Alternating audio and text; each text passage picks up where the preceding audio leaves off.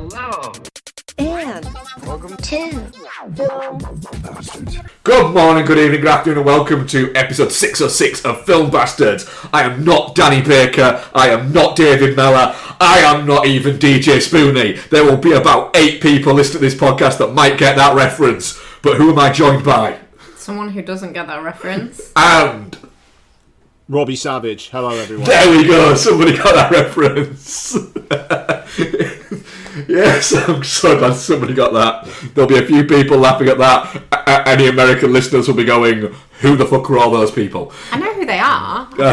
Most of them. Yes. What have we got? Well, last week, ladies and gentlemen, and anyone in between, we promised you that we would review some movies. We're all reviewing all the movies, like all the movies ever made. We've got Predator, Badlands, which I'm going to give you a spoiler for, that already the Predator at the end of it does not sing Bruce Springsteen's Badlands in Predator language, which would have made the movie a 5-star out of 2-star banger. We've got Die My Love. Backstreets, though. Backstreet's back. We've got The Running Man. We've got Now You See Me, Now You Don't. Now you three me. And weirdly, actually, on top of all that, actually watched a fair amount of what we've been watching as well. To the look, yep, I've watched a fair amount of what we've been watching. So we've got a pretty bumper show. We are Punter Nick Podcast. Listen to our friend shows, Chinch Local versus Punter. You've got Entertainment Landfill, you've got Rewatch Project, and other shows out there. But right, we're gonna fucking just get rocking and rolling into this. Just real quick before we do. Don't you point your finger at me. What? Fucking bend your thumb back. I just want to say, like, at this point, before we do what we've been watching, most of ours have been watched in stages, haven't they? So because of my work commitments currently, I have to go to bed at 11 o'clock, and this does not marry well with our way of living, does it? No. So we'd be getting to 11 o'clock with 20 minutes left of a movie and going, shit. So we've had a mop-up day of watching the last 20 minutes of lots of films, haven't we? We've had a few of those, yeah. We've had a night where instead of watching a bit of a movie, we've watched the last 3 bits of the 3 movies. Yeah. But what I will say, Becky, is... Go off. What did I say to you as I was getting set up and you sat down to watch the Michael trailer? You said, oh my god, you don't want to watch that. And I said, I have to see how bad it is. And you said, just wait till he speaks. And then what happened? Oh, holy shit. If I ever need cheering up, I'm just going to watch that bit of that trailer and laugh myself into a little laugh coma. So, yeah, trailers. The Michael trailer has come out. Fuck me sideways. What did we all think, guys? Well, evidently, ironically, it's going to be a complete whitewash. Very good. Thank you. I mean, it is. I'm really intrigued to see what exactly happens with this, because for those who don't know, this film, it got delayed, and the reason why is because they essentially had to rework the entire third act, because they didn't know that they weren't allowed to reference... What, have scenes of him buggering children? No, they're close. Oh, gosh. Yeah, basically, one of the legal conditions around the settlement was that essentially the story couldn't, involving, one of the alleged victims, Yeah. They couldn't use any of that story in any kind of telling of his life, and they wrote an entire script where the third act was basically going to be exonerating Michael Jackson, and then they couldn't do it. Wow. Yeah. What an absolute piece of shit garbage pile of a family. Yeah. Absolutely fuck that film. Yeah. Fucking hell. So not only do they want to silence these poor children, they also then want to fucking profit off it by having it as being part of the movie. Yeah. Scum. Absolute fucking scum. Oh, that's disgusting. Yeah, I mean, I've got zero interest in this, and I really, really, really hope people stay away, but they're not going to. I think it'll be one of those where it'll do well, but not wholly fuck well. I mean, to be fair, even if I really liked Michael Jackson, I mean, let's be honest, he has had some fucking bangers out, but it doesn't, you know, can't fucking listen to it anymore without feeling a little bit sick. But anyway, even if I really liked Michael Jackson, I didn't believe any of the stuff, it would have lost me out from the team that brought you Bohemian Rhapsody. So, yeah, I am not this movie's target audience anyway. Yeah. It doesn't look very good. No. Yeah. Have we seen Miles Teller's got some interesting costuming and hair in the trailer. Yeah, it's an odd choice, the Miles Teller look, isn't it, in that movie? Oh, I didn't even realise that was Miles Teller. That makes me really sad because I like him. I hate it when people that I like are attached to problematic projects. It does seem like he probably could have just avoided that one. Yeah, but I mean, hey, look, Anton Fuqua, go get that bag. Like, yeah, it would, disappoint him, but he's, you know, I've liked a lot of his stuff, but he is a bit of a fucking journeyman hack anyway, so, you know. That's it, Anton Fuqua. He's made some good films. You know, he's a good director, but then he has also made, you know, a few not great ones. Yeah. Actually, yeah, he made Infinite. Actually, I've liked most of his films, to be honest, but I don't think I'll be indulging in this one. Hey, they Infinite gave Cardiff City Council some money to shoot, and I watched a bit of it shooting, so there's that. That was fun. What other trailers have we got? Toy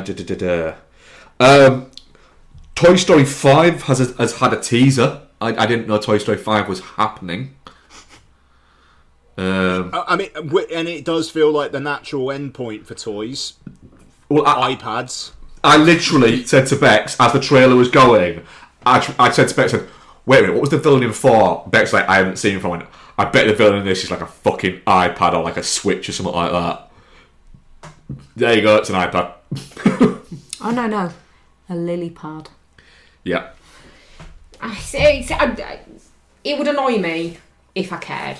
But I haven't seen 4. I don't like 3 and I don't like 2. 4 and has... I barely like 1. 4 has got the Keanu Reeves Daredevil character, which is pretty fun.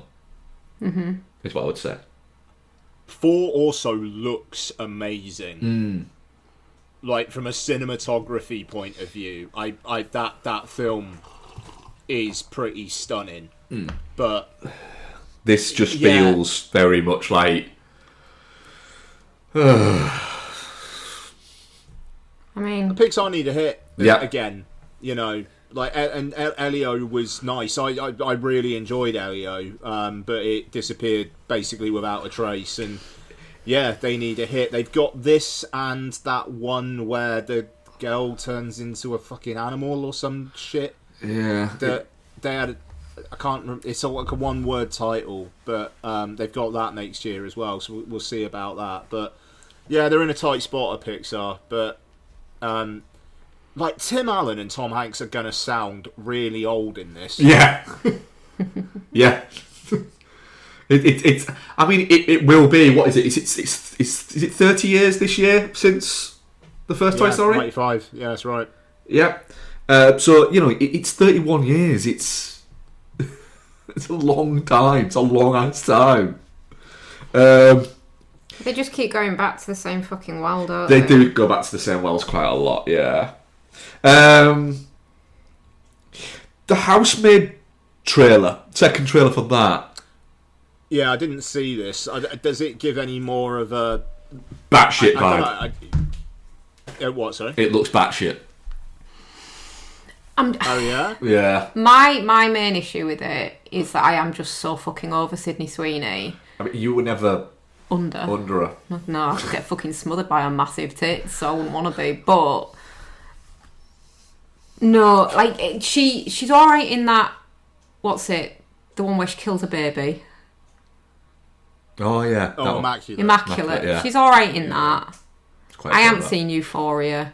She's quite funny in that one that she's in with Glen Powell. Yeah. And everything else, really, I feel like can just get in the bin. That's because you start getting the bin and then you watch them and actually kind of like them. So it's a little bit. You can't exactly say that you're not prejudiced towards. She's a touch problematic, and she gets away with it because she's problematic in a well, who gives a shit way. Do you know what I mean? And I don't think she's remotely likable. And I know that that's not an issue because the more someone's a bitch, the more you find them attractive. Which is why I can't understand why you like me, because I am a fucking delight. But at the same time, it's not. I don't care for it. So it's going to be an interesting one, this, because it's based on a book, I believe, which will give it some oomph as well. But I mean, Sydney Sweeney's not a box office draw. The performance of Christie says that in itself. Amanda Seyfried isn't necessarily either. No, this is going to make money. I mean, it's coming out in like December. Yeah, it's Boxing Day. It's basically, it's very much going to be, can you get people to it? And I'm like you say, I don't know what the hook is, but there'll become a point where it'll be like, hang on a minute, if it's not a rom-com, does Sydney Sweeney, do people go? I mean, I'll watch it for Amanda Seyfried in spite of Sydney Sweeney, because I think Amanda Seyfried's got a really good screen presence. She's quite sweet and charming, and if she's doing sweet and charming but also a bit unhinged on the side, I'm kind of there for that. So, but yeah, it's got real competition as well, because I'm in quite the pickle for Boxing Day. So Boxing Day, like we're round the in-laws. I take myself off to the cinema and go see something. Like that's just a thing I do, and then I come back later. And on Boxing Day, we've got The Housemaid, Marty Supreme, Sentimental Value, and Anaconda. I mean, it's you're between, do I do Marty Supreme on that day or do I do Anaconda? On Boxing Day, I think it's probably going to be Anaconda. I think that's the right decision. Yeah, even though I really want to see Marty Supreme. I really, in Sentimental Value as well, and obviously I'll get to all of them. But then get back to The Housemaid. Like the big fun time will be Anaconda. The film fan time would be Marty Supreme or Sentimental Value. The fucking Chalamet heads, it will be Marty Supreme. Like The Housemaid's in a kind of a weird space there. Yeah. It feels like its lunch is going to get eaten by both of those movies in separate ways. Yeah, totally. But hey, look, I want Paul Feig to make good films again. And God knows it's been a while. Yeah. So we also had a teaser trailer for The Devil Wears Prada 2, a movie that I think people are going to go into it going, did we not realise how problematic the first one was at the time? Has our nostalgia blinded us? well, like I say, having watched it for the first time quite recently, I do not understand how that film was so popular. Yeah, it's like how people didn't look at it the first time and go, oh. Yeah, so she's a bully. Yeah. And everyone just accepts it. Yeah, no, the teaser's not gone down well online apparently either. No. From the uninspired naming. Yeah. To the badly dated shoes that she's wearing.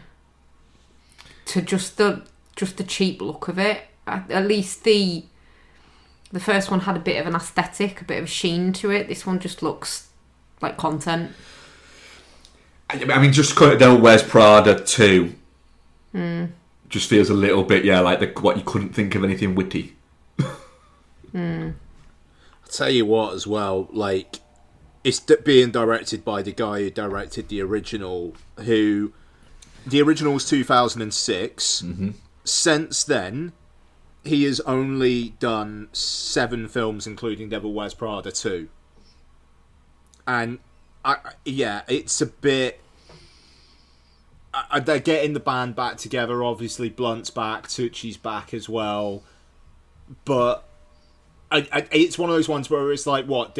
So they found a story they really needed to tell, have they? Or is it just they all wanted to get together, shoot in some glamorous places, and get a good payday? And it feels like it's going to be that.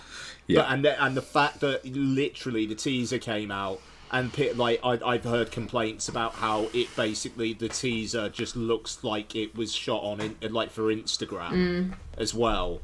And they're going to have to be real careful with this, because Lego sequels are not a sure thing. Nope. And the thing is, I would say I have seen things shot by content creators, and very talented content creators, shot for Instagram, etc., that look shitloads better than that. Like it looks like it was lit by the Netflix team. Yeah.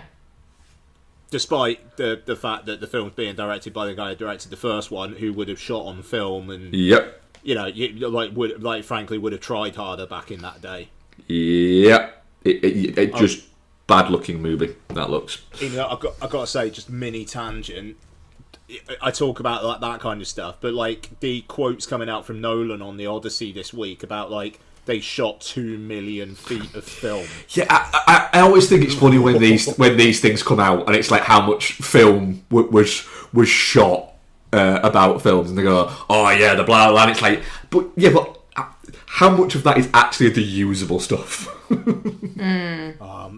Just entirely shot on IMAX, and it's and with all location filming and stuff like that, man. I'm already getting very, very hyped for the Odyssey, and we've got so long to go until it's actually out. But we got a slightly more we got the trailer out came out. Well, the trailer was replaying when I went to see Die My Love. And there's more. We've had more stills come out from it. Yeah, it's apparently next trailer's coming with Avatar, which makes sense. That doesn't surprise me. Yeah. Yes. And I think we're going to get an Avengers teaser before Avatar as well. It makes sense. That's going to get a lot of people looking at the screen. Good luck, have fun, don't die. Yes, please. Looks fun, yes, please, more. Yep. Yes. Yeah. I will actually take visionary director Gore Verbinski, because I think that's kind of fitting. Rango is the point of that. Fuck it. The first Pirates of the Caribbean is good. It's a good-looking movie. It is, yeah. I said to Mark after we watched the trailer, I'll watch this while you go watch Wuthering Heights, and he was like, oh, I want to watch both. And I'm genuinely at a point where I'm like, I'll watch this twice while you also go see Wuthering Heights. Well, let's discuss that. No, thank you. No, I mean, let's literally discuss that. It's going to make so much money. What, Wuthering Heights? Yes. Yeah. That's fine. It looks fucking awful. I don't agree with you. That's fine. I think I would have agreed with the first trailer. Just was a little bit like, I don't know what that is. This trailer, I'm more like, oh, that looks like an adaptation of Wuthering Heights. I'm less averse to it after Frankenstein, because Elodie was good in Frankenstein. So I'm less averse to it after that. I just don't need to see Margot Robbie wearing miniature John Lennon glasses and her heaving tits for that many hours. It's not. You're not. No, I really don't. And it just looks like it's just a really horny film, and I just don't need it after Saltburn. If it's going to be similar thematically to I don't need it. I don't think it is. I think because this trailer seems to have toned that down significantly. Yeah, there's less finger biting. This looks There's a lot. some erotic bread dough, though. Yes, this looks a lot more like I say. I looked at it and went, "Oh, that looks like it could be Wuthering Heights." Yeah. And that Charlie XCX song that came out as well, if the music is going to be like that, I'm well up for that. Yeah, I mean, and her saying, "I don't think it's a Charlie XCX album, But it might be. It's quite interesting. Fair. Yeah, look, just it's gonna make all the money, and if I'm assuming Donna will probably go see it with friends, but like otherwise, I'd go see it with her, and I think it's going to be a fun one to watch with a packed audience as well. To be fair, Mm-hmm. I don't know. Saltburn's just really put me off. I like Saltburn. Yeah.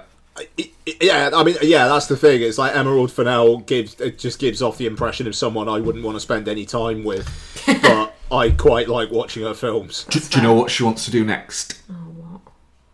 Have you heard this, Ian? I don't think so. What she wants to do after this? She wants to do a remake of Sala because she doesn't think hell. that it went far enough. Great stuff. Really? Yep. She said that. That's very funny. Yep. The thing is, right? She could probably do If that this as well, makes, if this is a hit. if this makes enough money, like genuinely, like she could. I You know feel what? like I think actually you brought me that's back in the room here. that's more fitting though, because like it is. If she's just going to be that kind of director, that's fine. But I feel like Saltburn was pitched as like essentially like a wealth porn movie. This has been pitched as Wuthering Heights. If she's going to be that kind of director that just makes fucking filth, fine. I don't mind watching filth. I just don't want to watch filth masquerading as something else. Oh, I don't think it's masquerading as anything.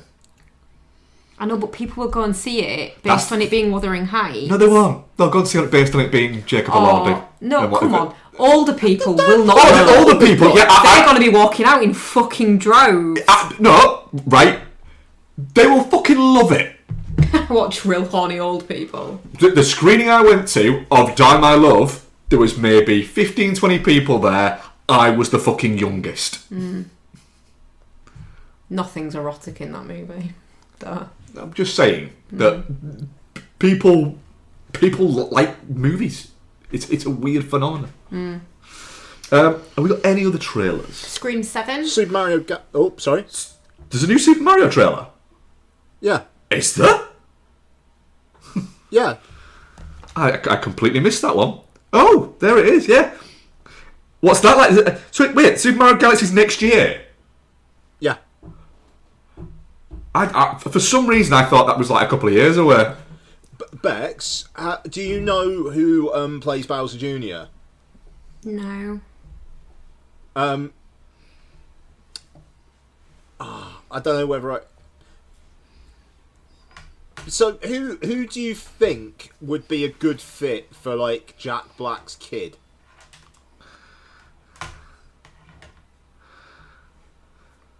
I don't know. I can't think of any children that are remotely like Blackjack. I don't think it needs to be a Blackjack. child necessarily. I The don't thing know. is- Just tell me. I think everybody in answer to that question is thinking Benny Safdie. I see. I don't know who that is. So He's the director of The Smashing Machine. yeah, but I don't know. Like, I wouldn't know like what he sounds like or anything. You've seen him in things. Have I? Yeah. Fair. He was in Oppenheimer. He was the one who was into the bomb. He was also He was also in Licorice Pizza. He was also in Happy Yeah. Gilmore 2.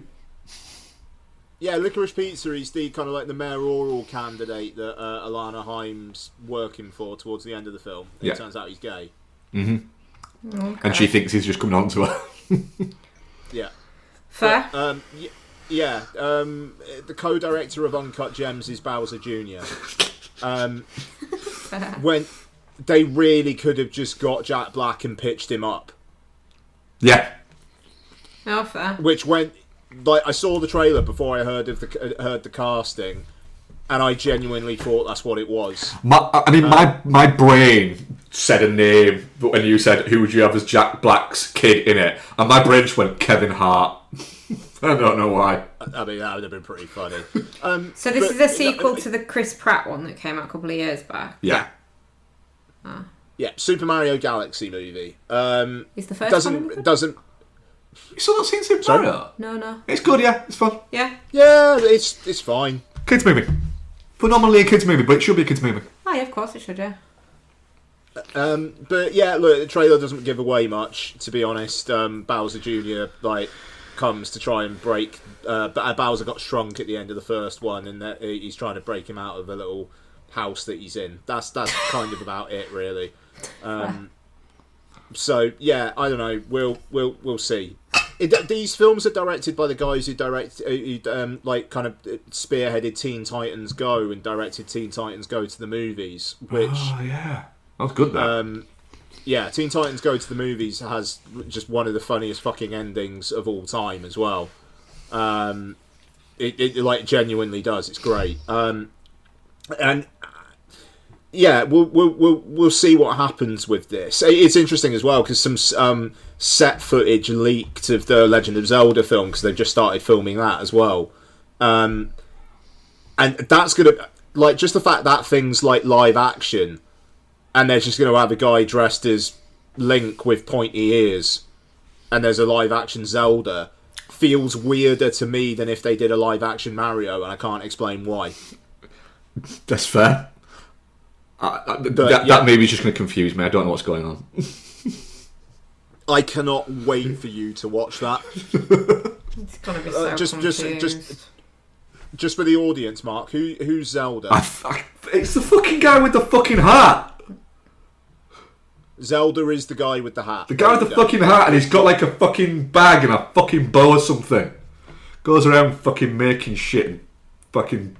What is the story of Zelda? There's been billions of them. I don't know anything about it.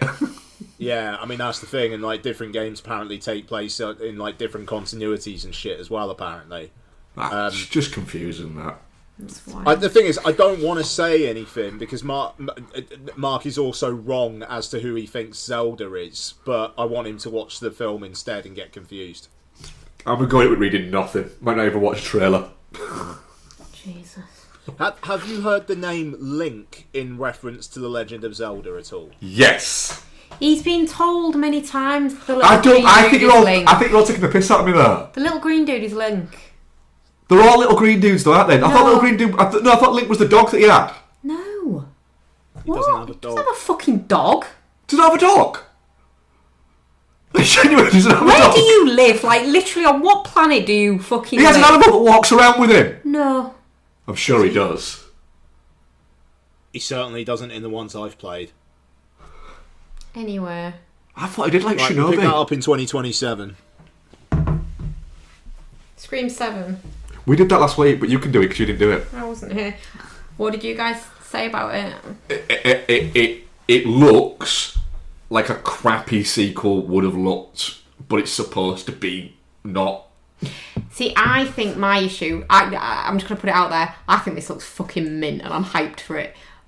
I like the crappy sequels, so maybe that's why. That's fine. I also said that Sidney Prescott might be the dullest ever character in horror. Because you've got a fucking vendetta against Neve Campbell. No, because it's a really dull character. No, I'm hyped for this. I love the fact that they're using the original Scream house as a fucking B&B with the bodies marked out on the floor. That had me from the fucking get-go. I mean, that's quite fun. Yeah. I'll give you that. Hyped. Yeah. Anyway. Films. Let's review a freaking movie. So let's find out what's going on. I'm just finding the film.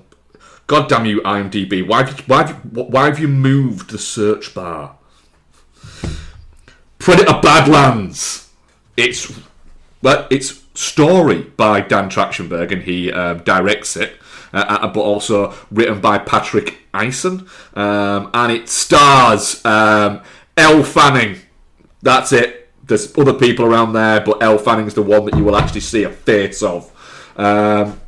What IMDb says: a young predator outcast from his clan finds an unlikely ally on his journey in search of the ultimate adversary. Yeah, all right, that's actually fairly accurate, to be honest. Accurate, yeah. Ian. Predator Badlands. Yeah, so I only saw this last Friday. I completely missed it on its first weekend, and I missed the chance to see it in IMAX, and I am gutted about that. If I was 12 years old, because this is a 12A, seeing this in the cinema, I think it would have had quite the profound effect on me. As a 41-year-old man going to see it, I said in my head, this fucking rules, maybe 50 times during this film. I was rather giddy through moments in this.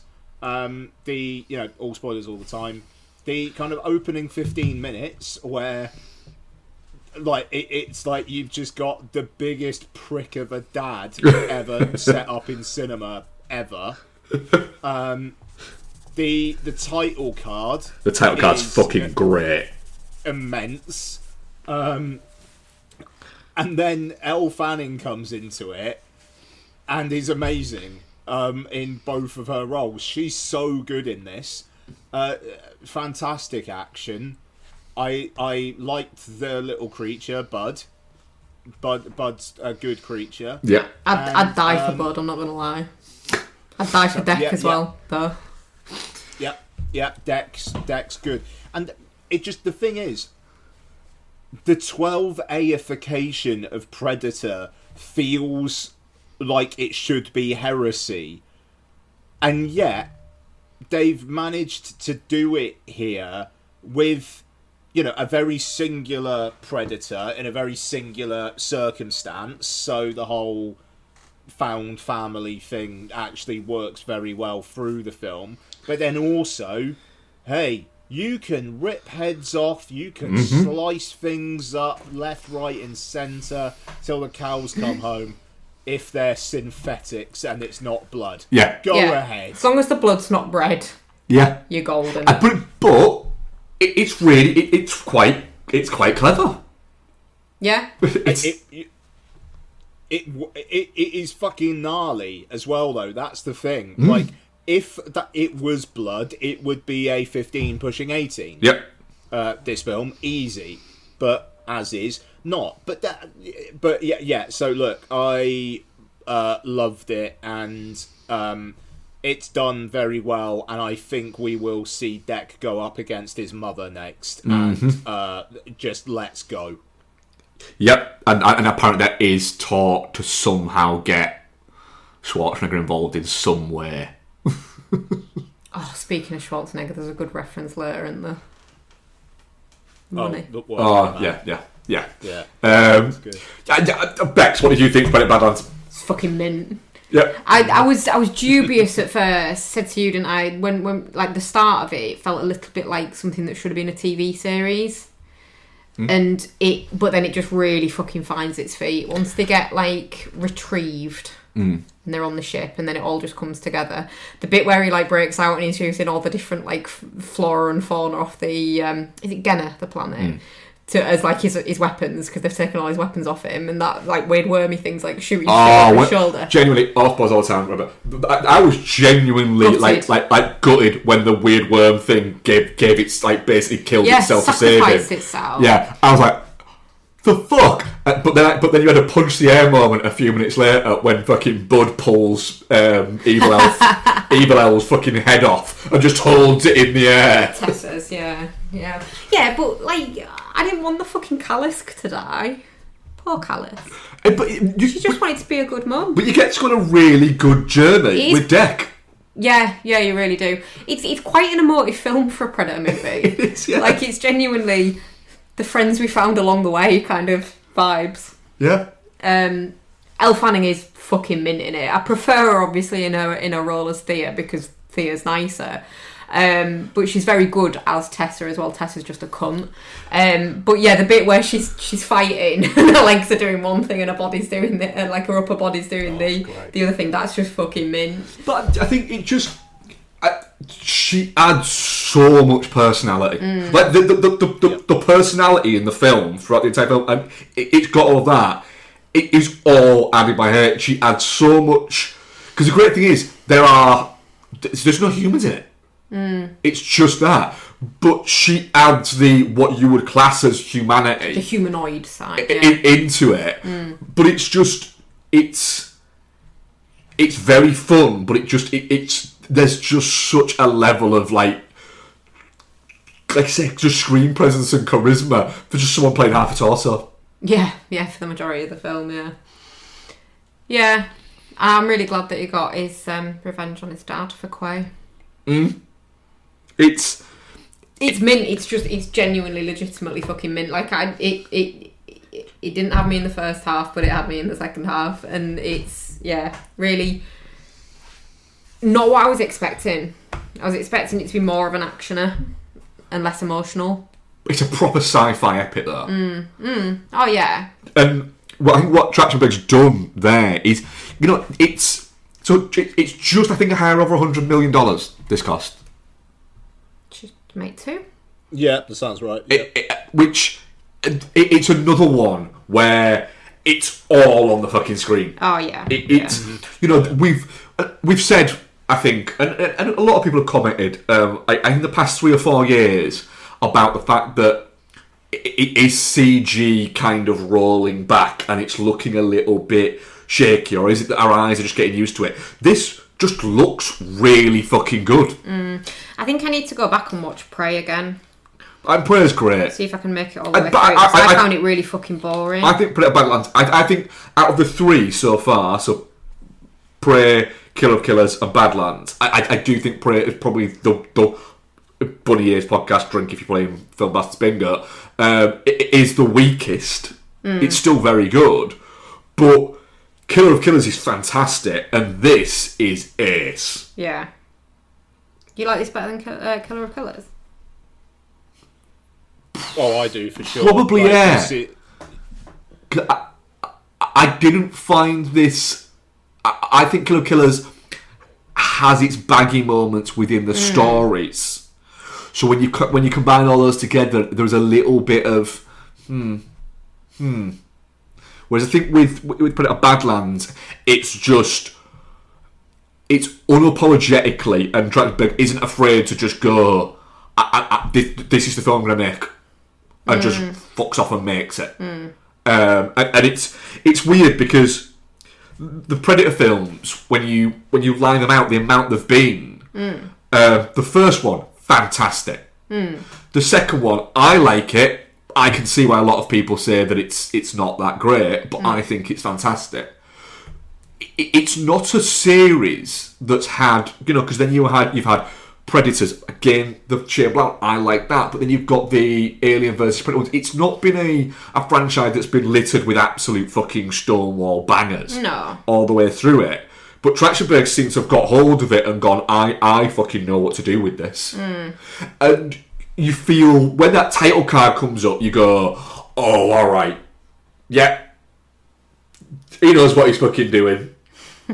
It's so well tooled to just go, this is going to look cool, but film fucking nerds are going to look at it and go, oh. But I mean, all 3 of his Predator films are so bloody different, and yet they do all work. Like, I think Prey's really good. I do want to take another crack at Prey. I don't think it's as good as Killer of Killers or Badlands. It just... He feels he's in the pocket here, and the way that he's also blending in the Weyland-Yutani stuff is really interesting. I'm a little worried that they're going to go, all right, let's do another Alien and Predator film. I would rather see let's see if we can get Arnie back for one, which apparently is the plan for the next Predator movie. I mean, because if it was like him joining Elle Fanning and Deck and Bud, that could be really, really fucking fun.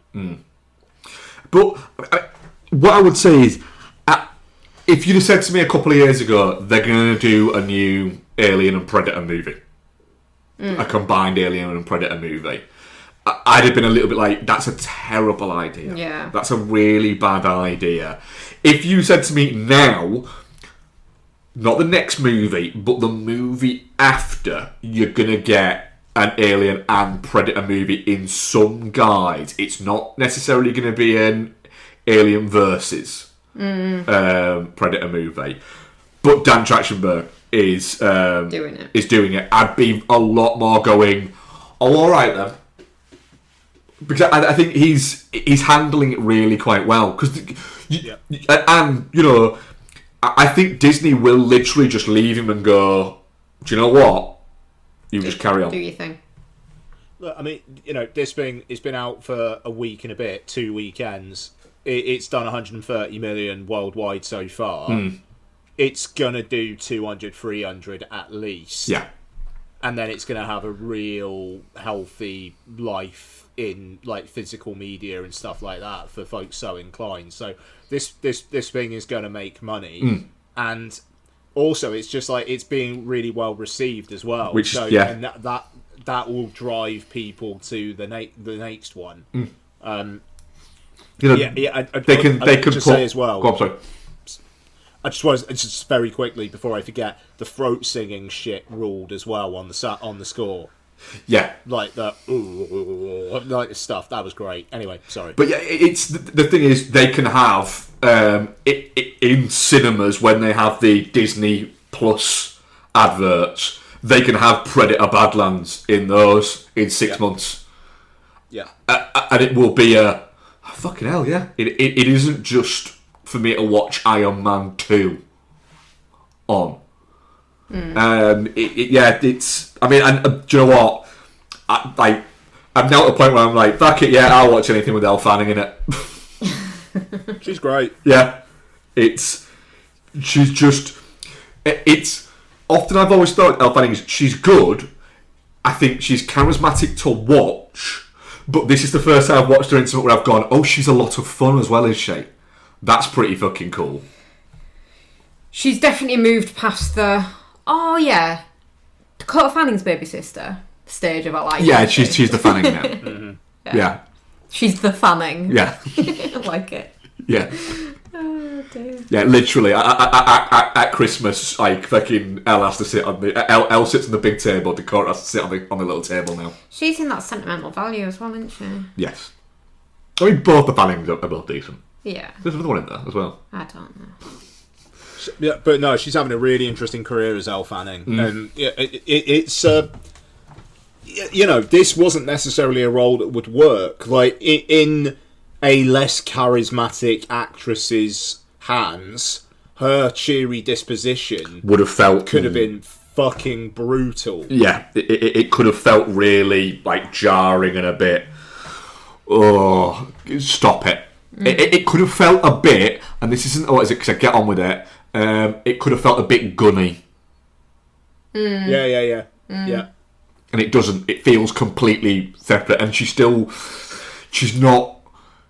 necessarily just quipping all the time, which is quite good. I mean, emphatically, definitely not shit. Yeah, definitely not shit. Yeah.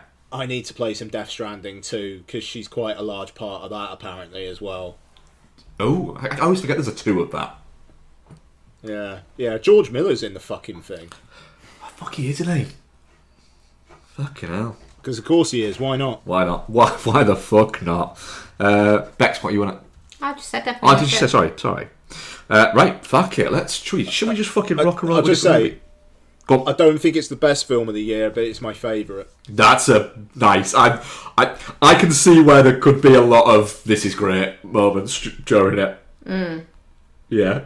Like I thought it fucking rocked. Like it's really, yeah. I was so pleasantly surprised by it because I thought I was going to like it, but it really had me. Did Badlands? Yeah, really had me. It fucking rolls along as well. Like it's like an hour 50 minutes long, and it doesn't feel like it. No, it does feel more like a 90-minute movie. Yeah, for sure. But yeah, Ace stuff, great. Right. Let's move on to fucking another movie.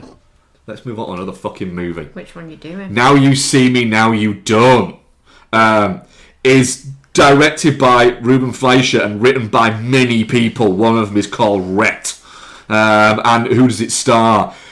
Jesse Eisenberg, Woody Harrelson, Dave Franco, Isla Fisher's back, Justice Smith's there, Dominic Sessa, Ariane Greenblatt, Rosamund Pike, Morgan Freeman, and spoiler alert, Lizzie Kaplan does fucking turn up. Oh, joy. Yeah, she's there. Who else is there? Maybe other people are there. Oh, more spoiler alerts. Ruffles turns up at the end. What's it about? A diamond heist reunites retired horseman illusionists with new performers, Greenblatt, Smith and Sessa, as they target dangerous criminals. Almost what it's about. Yeah, so to give a little bit more context, the horsemen aren't like on good terms anymore, and Jesse Eisenberg, Danny Atlas, he recruits through the eye these three magicians who have kind of done a hoax of one of their shows and used them, a deep fake. Yes, to continue like doing magic in their image of, the restoring palliative justice. Yeah. But also in the background, you've got Rosamund Pike as the South African heiress of a diamond mine that, let's face it, launders dirty money. Decent accent. Yeah. Bex. Yeah, she's good. What did you think? I mean, was the accent a thing or was it not? I do like the South African accent, to be fair. See, I'm not a big fan of the South African accent. That's why Sharlto Copley would get it. But it kind of worked. I mean, the story hangs together by the thinnest of threads. You have to suspend disbelief to be able to make this one work. Whereas I think maybe not so much the last one. God, I fucking hate Lizzie Kaplan. The other ones you can kind of go, oh, do you know what? That's really clever. With this one, you're just like, I don't think that would work, but fine. No, the first one, you can. The second one starts to get a little bit silly. So, yeah, I liked it. I enjoyed it. Everyone looks rough as fuck apart from Franco. And Really? What's his face? Eisenberg doesn't look that bad. Oh, Come he on. does. Franco looks like he's got a fake puff-up chest. Franco looks basically the same facially, and Woody Harrelson does, as like the earlier ones, whereas Eisenberg and Isla Fisher both look older. Let's be charitable and say. I don't think Fish looks that bad. I mean, Lizzie Kaplan looks like she's just had her face stretched somehow. Her head looks like twice as long as it did in, say, Mean Girls. It does look quite long, yeah. It's very strange. And I really dislike her. And do you know what? I dislike her, and I dislike her character in this. It's a weird focus you've got on here, Bex. Like, what did she do to you? I just don't like her. She's a touch problematic in real life, and her character in these are shit. So yeah, so not a fan. Really could have done without her turning up in this one. But yeah, I mean the dynamics. I don't know that it is though. I don't know that I'm just being charitable and imprinting the dynamic from like the earlier ones onto this one. It does feel a bit awkward. And I guess like they've built that in by them all supposedly having gone their own ways and not getting on. But it does feel like, especially like Isla Fisher, she wasn't in the last one, was she? No. It feels like many, many years since these people have seen each other. So I suppose in a way it's done quite well there. So did you like the actual end of the film though? I know you just told all the people that you're here. No, I said I enjoyed it, but the story's very, very thin. Like you have to kind of go, do you know what? Fine, I know what I'm in for here. It's this type of movie. I'm not going to pick holes in it, because if you do pick even the slightest hole, it falls to bits. But the bit in the house is cool. The weird labyrinth room and the weird turny round room, and what else is there? The big small room. The big small room ruled. Yeah, that was pretty cool. And the fight that they had in there, the big small room, was good. So yeah, I mean, all that kind of stuff was good. I just don't know that the magic was as good. I think because, for me, all of the magic none of it felt like it was real in any way. It all felt like, right, you're going too big with it. Like, there was never just a simple little trick in it. Even when you got like a simple little trick, it would then go to a different one, like when they're all doing that trick when Morgan Freeman turns up, and it was a bit like, no, this was your chance to just have a little bit of just fun magic, close magic, and not where you could actually have, just show someone's hands and it be an actual magician doing card tricks and bits like that, not just have it so that it was, but that's just. You've destroyed the magic because you've made it not real, and it looks incredibly not real. And I think that's why I'm not 100% sold on it. It's not got the charm that this series had at the start. It feels very cynical. But saying all that, I did enjoy the 3 new guys in it. Yeah, and I like Justice Smith. Yep. I like him in everything I've seen him in. And if going forward, because obviously they're setting up a sequel, and obviously it's going to be based around the younger guys. Yeah. Which is why they introduced them. If that's going to be the case, I think they're all really quite good. I thought Ariana Greenblatt maybe didn't get enough to do. Yeah, I think I think that they probably just shouldn't have had Lizzie Kaplan in it, and should have just had Ariana Greenblatt in it. I feel a little bit like maybe at some point they went, we found out we can get Lizzie Kaplan back. Yeah. And they've gone, all right, that second half that was going to be Greenblatt. Yeah. No, we'll have Lizzie Kaplan doing all that. And it just felt a little bit.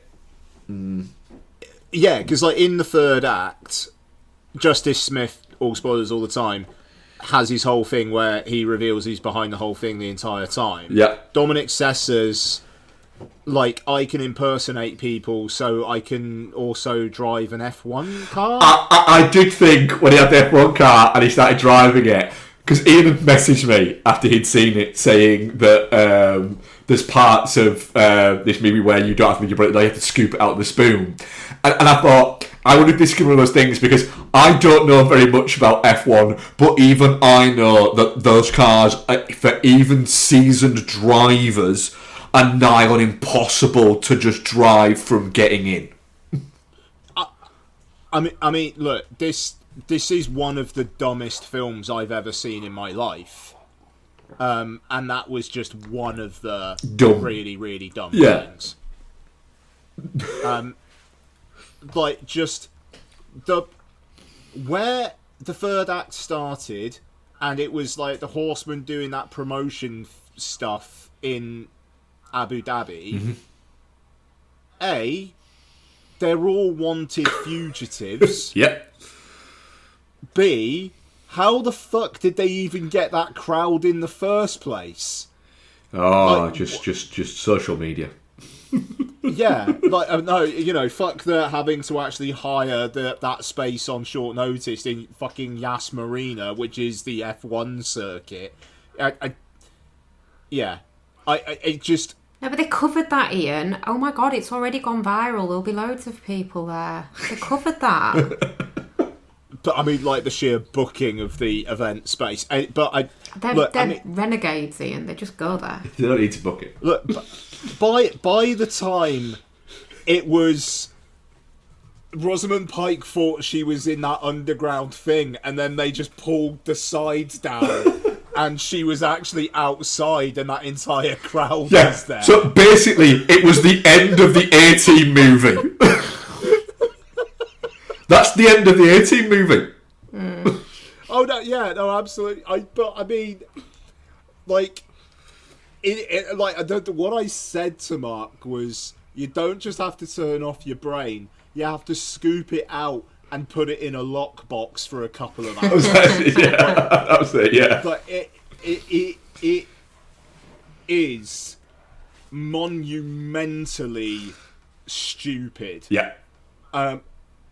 But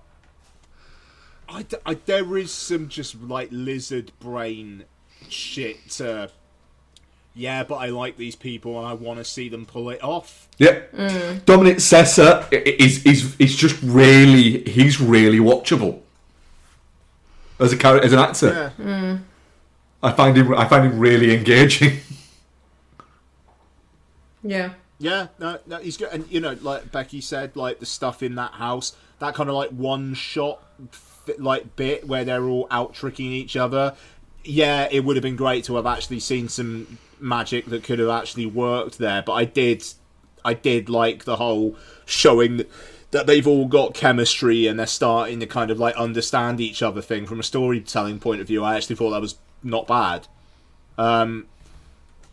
But yeah, I mean, it's a profoundly dumb film, but as just a piece of glossy, be entertained on a weekend watching a movie in the cinema, it's kind of hard to fault it on those grounds, I think. Yeah, that's the thing. It's not as good as the first. No. But it's better than the second. Yeah, I don't remember the second at all. Yeah, you don't need to. It's like the second is just, this is bad. It's a lot. It's a lot. The second one is a lot of Lizzie Kaplan just acting like she's taking the piss out of you for enjoying the first movie, and you're there going, but wait, but. Yeah, do you know what? I thought there was 3 prior to this, but there isn't. This, because that's why it's now E3 me. Yeah. I'm getting It is confused the by third the one. amount. Yeah. Number 2 shit. But yeah, I mean, I had a good enough time with this. It's I'm going to say I am definitely not shit on it because I enjoyed it enough. But it's a very mild, definitely not shit. Yeah, that's where I'm at too. Yeah, like a real unenthusiastic, definitely not shit. I will probably You wouldn't go watch. to bat for it. No, I won't go to bat for it. No, but I will probably watch it again. Yeah. Is what I would say. I will in the run up to the next one. I'll watch this again. And let's say there's, I think that Rosamund Pike is very much on board for just kind of having a bit of a laugh. Yeah, I reckon there's a strong chance that at the end of filming her last scene, which is the last scene in the movie for her, she got up, walked off, and just went, "I'm keeping this jacket," and then just walked away. Oh, that jacket she's wearing at the end. And all the crew just went, "Where's she going?" Went, "We don't know. She's just walked away." Yeah, I mean, to be fair, the one contribution that Lizzie Kaplan had to this that I didn't just want to punch her in the face when she was just fully admiring of Rosamund Pike, and she was like, "She's just got so much poise. I hate her." It's like, do you know what, Lizzie? Yeah, she does. Fair play. Yeah, very mild, definite shit, but it is fun. I'm glad stuff like this isn't just getting relegated to this is Friday night's Netflix movie. Oh, and I actually worked out a misdirect before you did. That never happened. No, but I'm not good at working out misdirects at all. But yeah, I did not get that Justice Smith was the kid. As soon as the picture in the paper of the housemaid and she was black and he was a foster kid, Wow. It was like, well, evidently Justice Smith's the kid, and it's her brother. I don't see colour like you. I was a little bit. There's something going on with him where he was just basically solving everything in that house. Yeah, and it was just a bit like I feel like, but then I kind of forgot about it. Yeah. And yet, I think they're quite clever in not doing too many of those calls between Rosamund Pike and what turns out to be him. Yeah. Where it's always hanging there in the background, but because it's not the focus, you're not necessarily thinking how that could tie up to anybody else. Yeah. So I thought that worked all right. I was just really proud of myself. He did a decent South African accent, Did but with her as well, didn't he? Yeah. I thought. Yeah. So I like Justice Smith. I do. I like the fact that he just I crops want up. another Detective Pikachu movie. Yeah. Oh, same. I like the fact that he just crops up in stuff. But he crops up. He's one of those who He's fucking mint in Dungeons and he Dragons. crops up in big movies, but then he also crops up in small movies. He seems to have got a nice balance going. It's One for me, one for you. the only thing is that I think it's just very much like he's. I think he's just got a very good eye for what he wants to make. Yeah. And he's smart as well. Like, he's happy not being the lead in big films, taking the more supporting parts in bigger films, and then taking the leads in indie films. Like, it feels like he kind of knows what his career is, and that's fine. Yeah, that's it. It's it's. I mean, I wasn't a massive fan of I Saw the TV Globe, but it had a good audience, and it was a bold thing for him to do. You rewatched it? I've not rewatched it. Much better on rewatch. Is I it? found, yeah. I might give it a rewatch. I would actually give it a rewatch. Actually, I think it's one of those where it kind of it's pitched as something different to what it is. If you go back into it, not expecting what's pitched, it's Right. easier to get on with. Yeah. That's interesting. Right. Let's do what we've been watching. Okay. So yeah, I got quite the variety of things here. So yeah, we'll talk about maintenance required next week. Yes, once, we will. Mark's finished it. So annual watch of The Nightmare Before Christmas. It's great. I don't need to say anything else about Nightmare Before Christmas. It just doesn't age, that film. Just feels timeless. Actually, it's quite something. But yeah, mostly it kind of like kind of catch up kind of stuff. Even though one exception would be Playdate, which has just come out. Directed by Luke Greenfield, director of Let's Be Cops, The Girl Next Door, that Half Brothers one. What was that? Oh no, that's not what I thought it was, but apparently he directed it. But yeah. Literally, at one point, I like quite a lot of those movies. Yeah, so do I. Like, Let's Be Cops, like, people seem to hate, and I remember quite liking. I like that, yeah. Yeah. So, but look, The Girl Next Door. There is a bit in this film where people are watching The Girl Next Door, which is really weird because that's not a film that's necessarily very well remembered. But he directed it, so hey. So this is Kevin James is a stepdad. Who isn't connecting with his stepson, Sarah Chalk. Is it Sarah Chalk or Sarah Clark from Scrubs? Chalk in it. Yeah, I think it's Chalk. Yeah, is his wife. Seeing Kevin James and Sarah Chalk kiss feels like some sort of HR violation. And it's often that thing, though, isn't it? For some reason, Kevin James and Adam Sandler are always with like women that are a lot higher above their. What is it? Where you assume it is. But I will just say Adam Sandler is a lot higher up that chain than Kevin James is. And Adam Sandler's wife is actually, quite hot. Yeah, she is. I mean, and look, hey, I'm throwing stones here. I mean, I look more like Kevin James than Adam Sandler. So, but I'm also not in a film where I'm getting to make out with Elliot from Scrubs. Anyway, not that I've got to be in my bonnet about that, apparently. But so they meet. So Kevin James and stepson meet Alan Richardson and his son, and they go round their house. I don't want to spoil it because Mark is going to watch this, but there is a line about a tree in this film, which is one of the funniest things I've heard this year. And so this is the thing about Playdate, and it turns out that this is in the trailer, but Alan Richardson's son is actually not his son. He's basically taken him from somewhere, and it goes on from there. It's a whole Mercury Rising situation. Little, yeah, kinda, yeah. What actually happens is a bit batshit. This film is objectively really, really shit. But there was more than enough in it that made me laugh. Lottie was in the room and kind of like seemed to get the idea of what was going on, and just looked up at one point and said, "This film you're watching is really weird." And it was like, yeah, it is. Which you wouldn't necessarily think of from the trailer, that this is a film which is just weird. But it is. I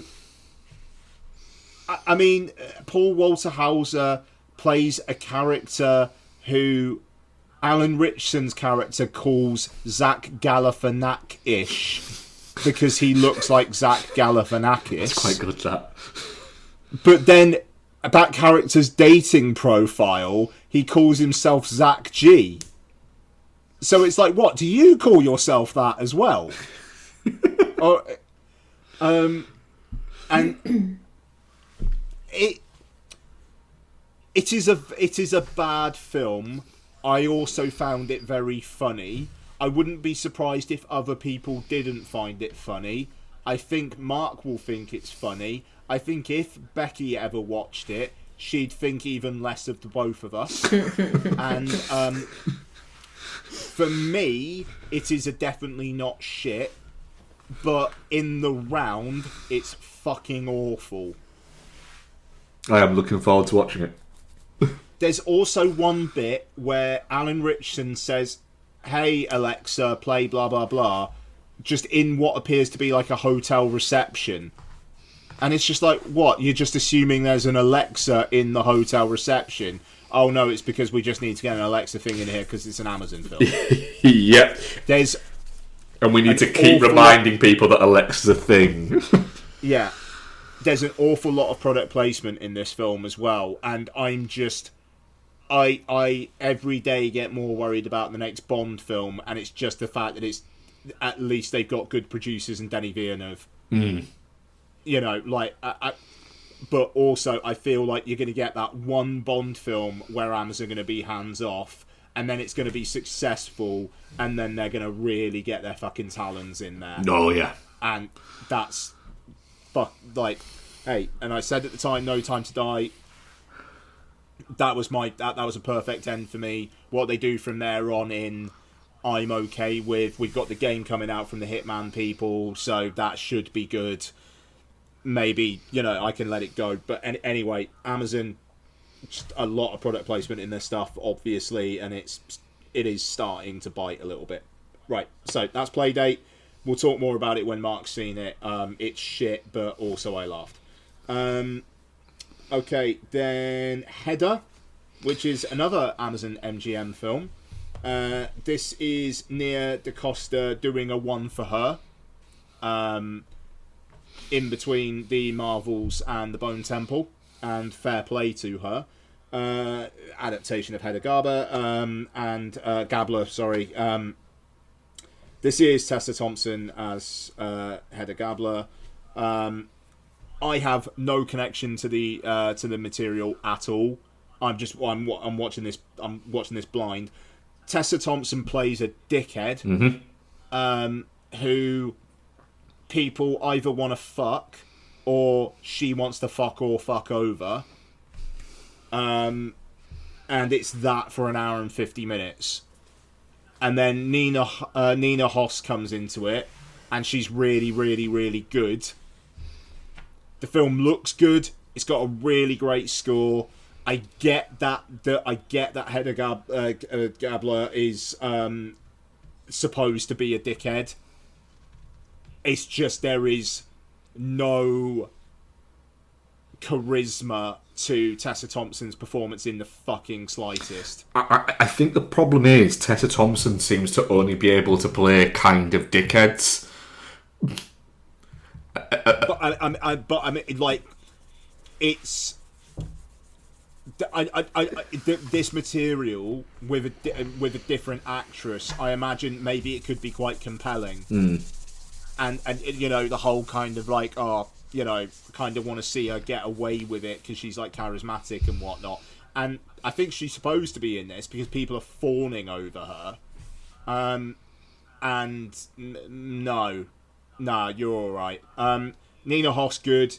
Imogen Poots playing Nina Hoss's writing partner is good. Like, very mousy and demure, which is not something you see in Imogen Poots all the time, and like she plays it quite well. But yeah, I just feel like it needed a better lead performance. I don't know whether that's Nia DaCosta's direction or if it's Tessa Thompson's performance. I've certainly got my feelings as to what I think it is, but I'm glad Nia DaCosta got to make it.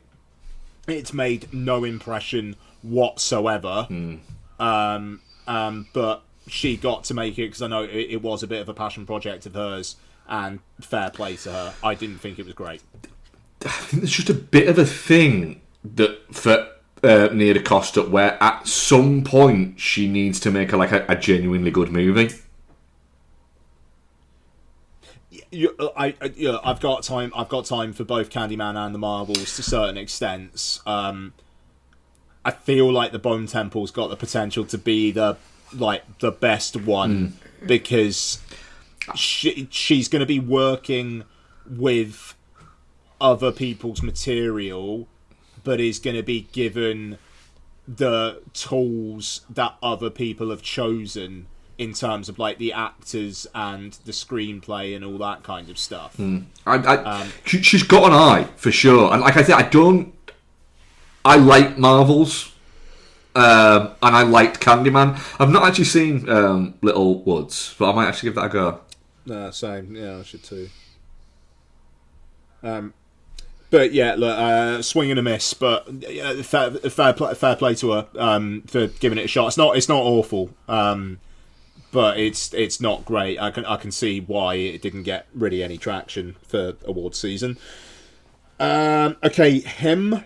So this is the Jordan Peele produced, Justin Tipping directed film starring Tyreek Withers, who was in the I Know What You Did Last Summer remake, and he plays a promising football prospect who thinks he might be fucked when he gets attacked on a pitch one day and has like a metal plate thing put in his head.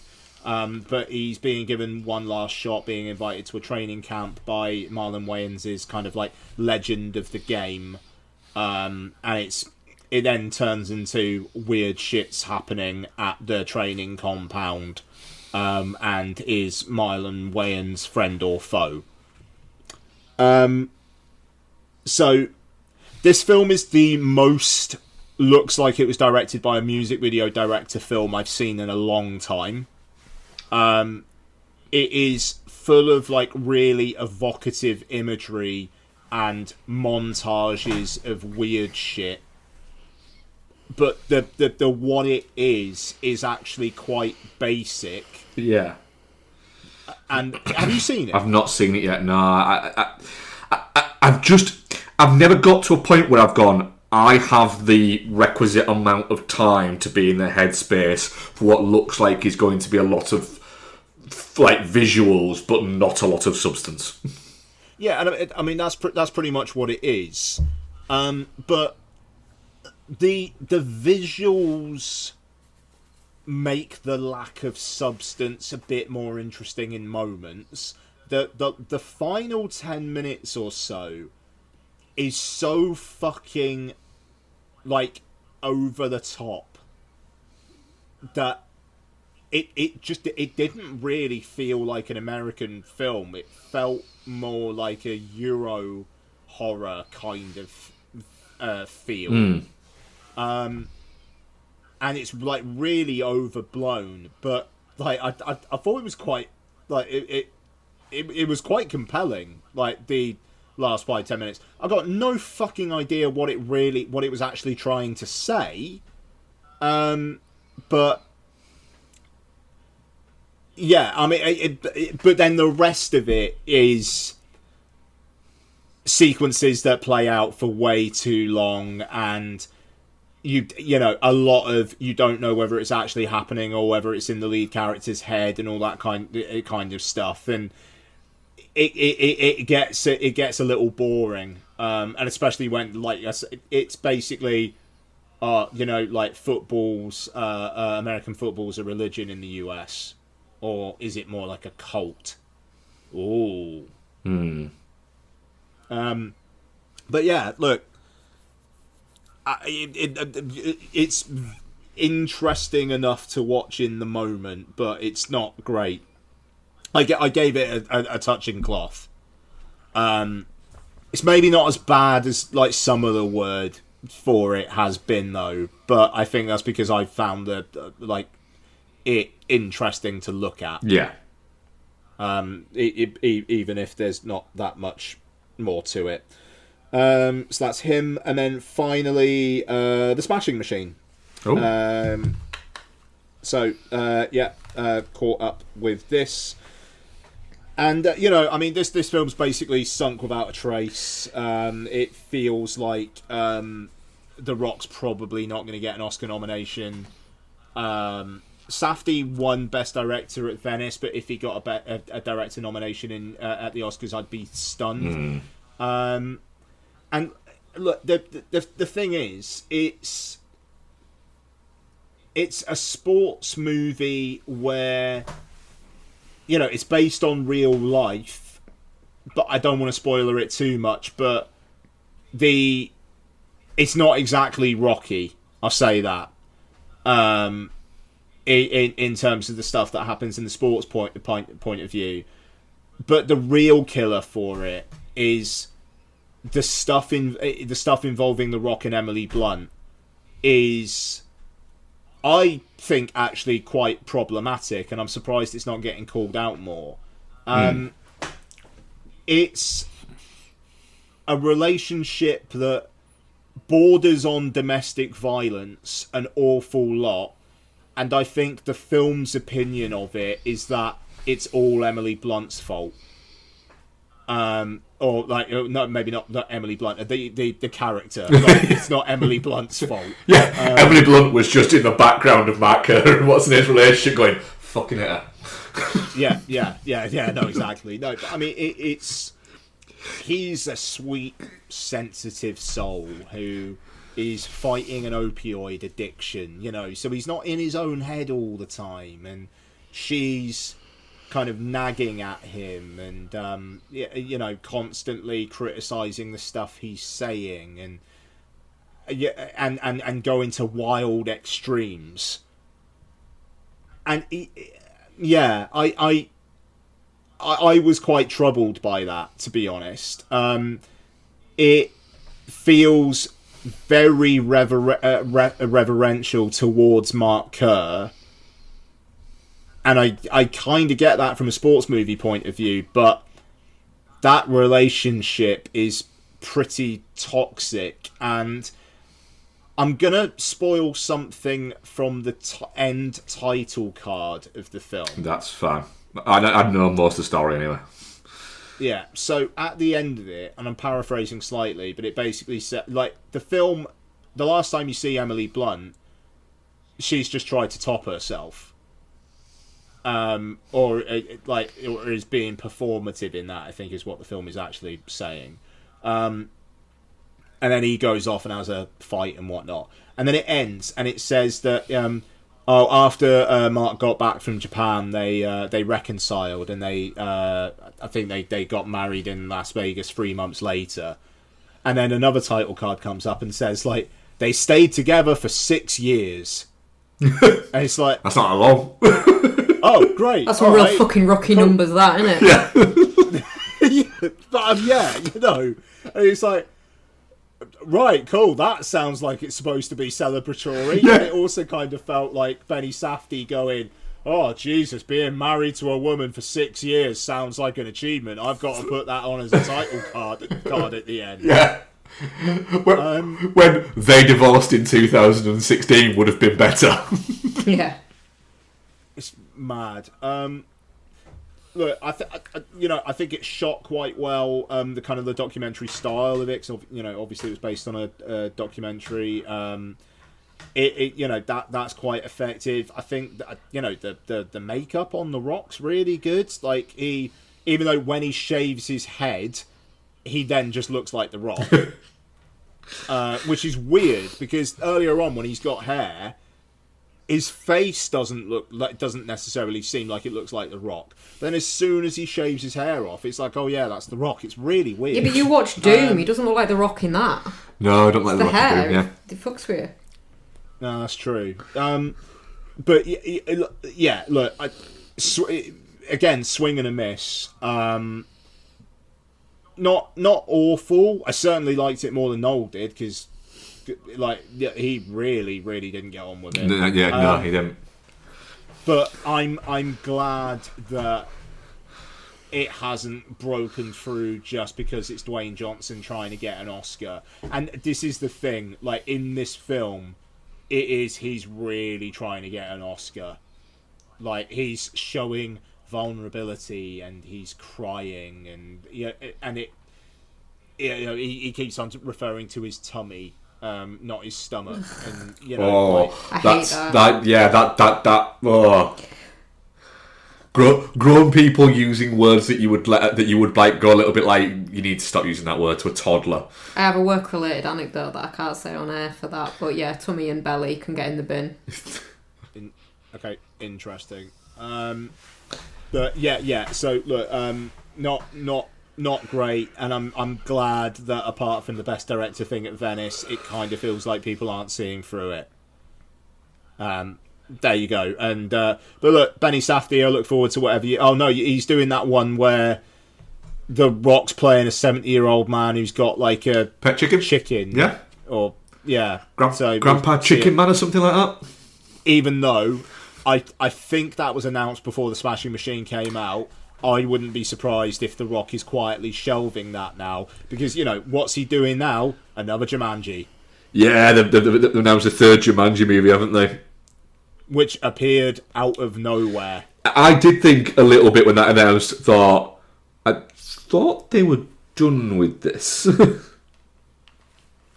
I'll watch another one of those, don't get me wrong, but it's like in the lead up to the Smashing Machine, he was just like, I've been listening to other people for too long and blah blah blah. It's like, fuck off, mate. Go do another Jumanji. This hasn't worked out for you. Just be, if you're just gonna be that guy, just be that fucking guy. Or if you're not gonna be that guy, maybe do something where you're not just playing a fighter. Yeah.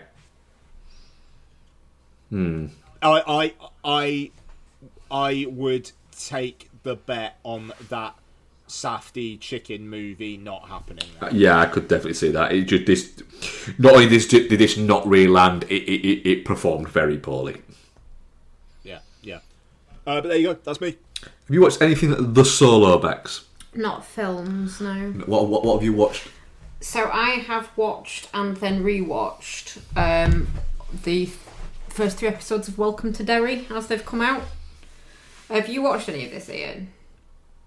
I watched the first one, and I don't think I'll be watching any more. So I watched the first one, but I half watched it because I was like, well, this is shit. And then I watched the second one, I was like, oh, actually, this isn't that shit. If you're familiar with the books, this is actually kind of cool and kind of like ties in. And then I watched the third one, I was like, oh, for fuck's sake, I'm going to have to go back and watch them from the beginning because I didn't pay any attention really to the first one. It's getting knocked quite a bit because Pennywise hasn't shown up yet. Pennywise isn't the only form that it takes in the book. Like, most of the time when it shows up, it's other stuff.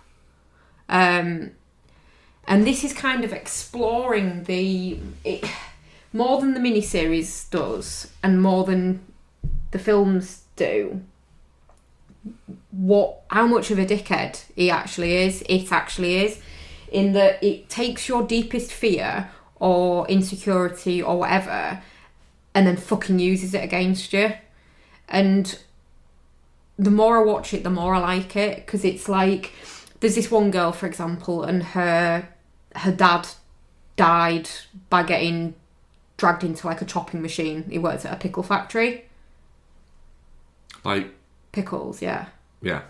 And to get to her, like in the supermarket, it ends up trapping her back in a section of the aisles, and it's all pickles around the outside, and body parts of her dad are in various pickle jars, and like his sliced up face talks to her from one of the jars and screams, and then they all fall on her and smash, and they're like attacking her, and it's obviously it's horrible, but it's like that's the kind of shit that's in the book.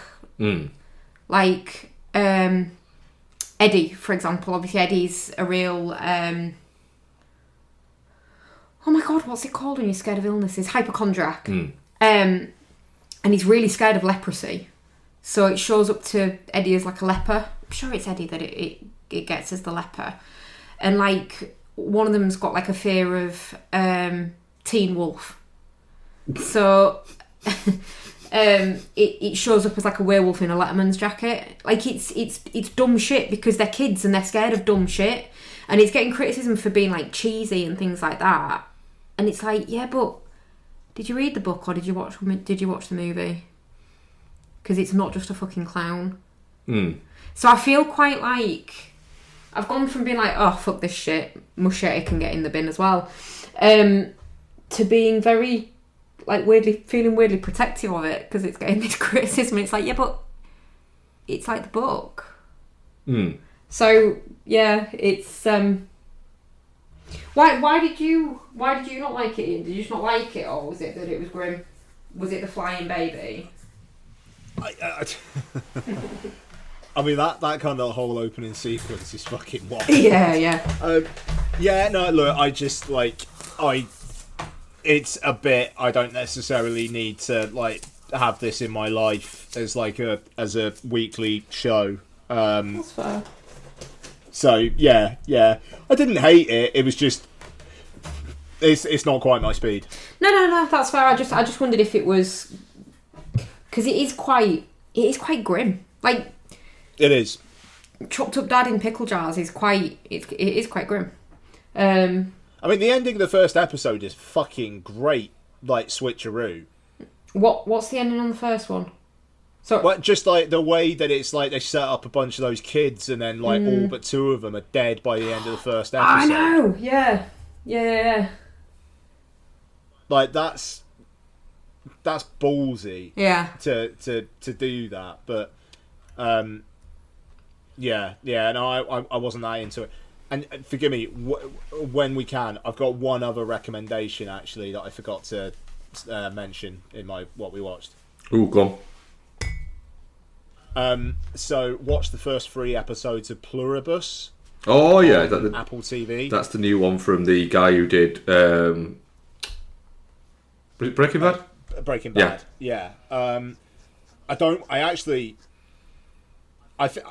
would be intrigued if you guys were to watch the first episode. Donna and I knew nothing about it other than like the log line of it is oh, actually, sorry. Let me just get the log line because it's really, really vague, but is also really right. Oh fuck! Hang on. Damn it. Okay, I don't think I'm going to get it.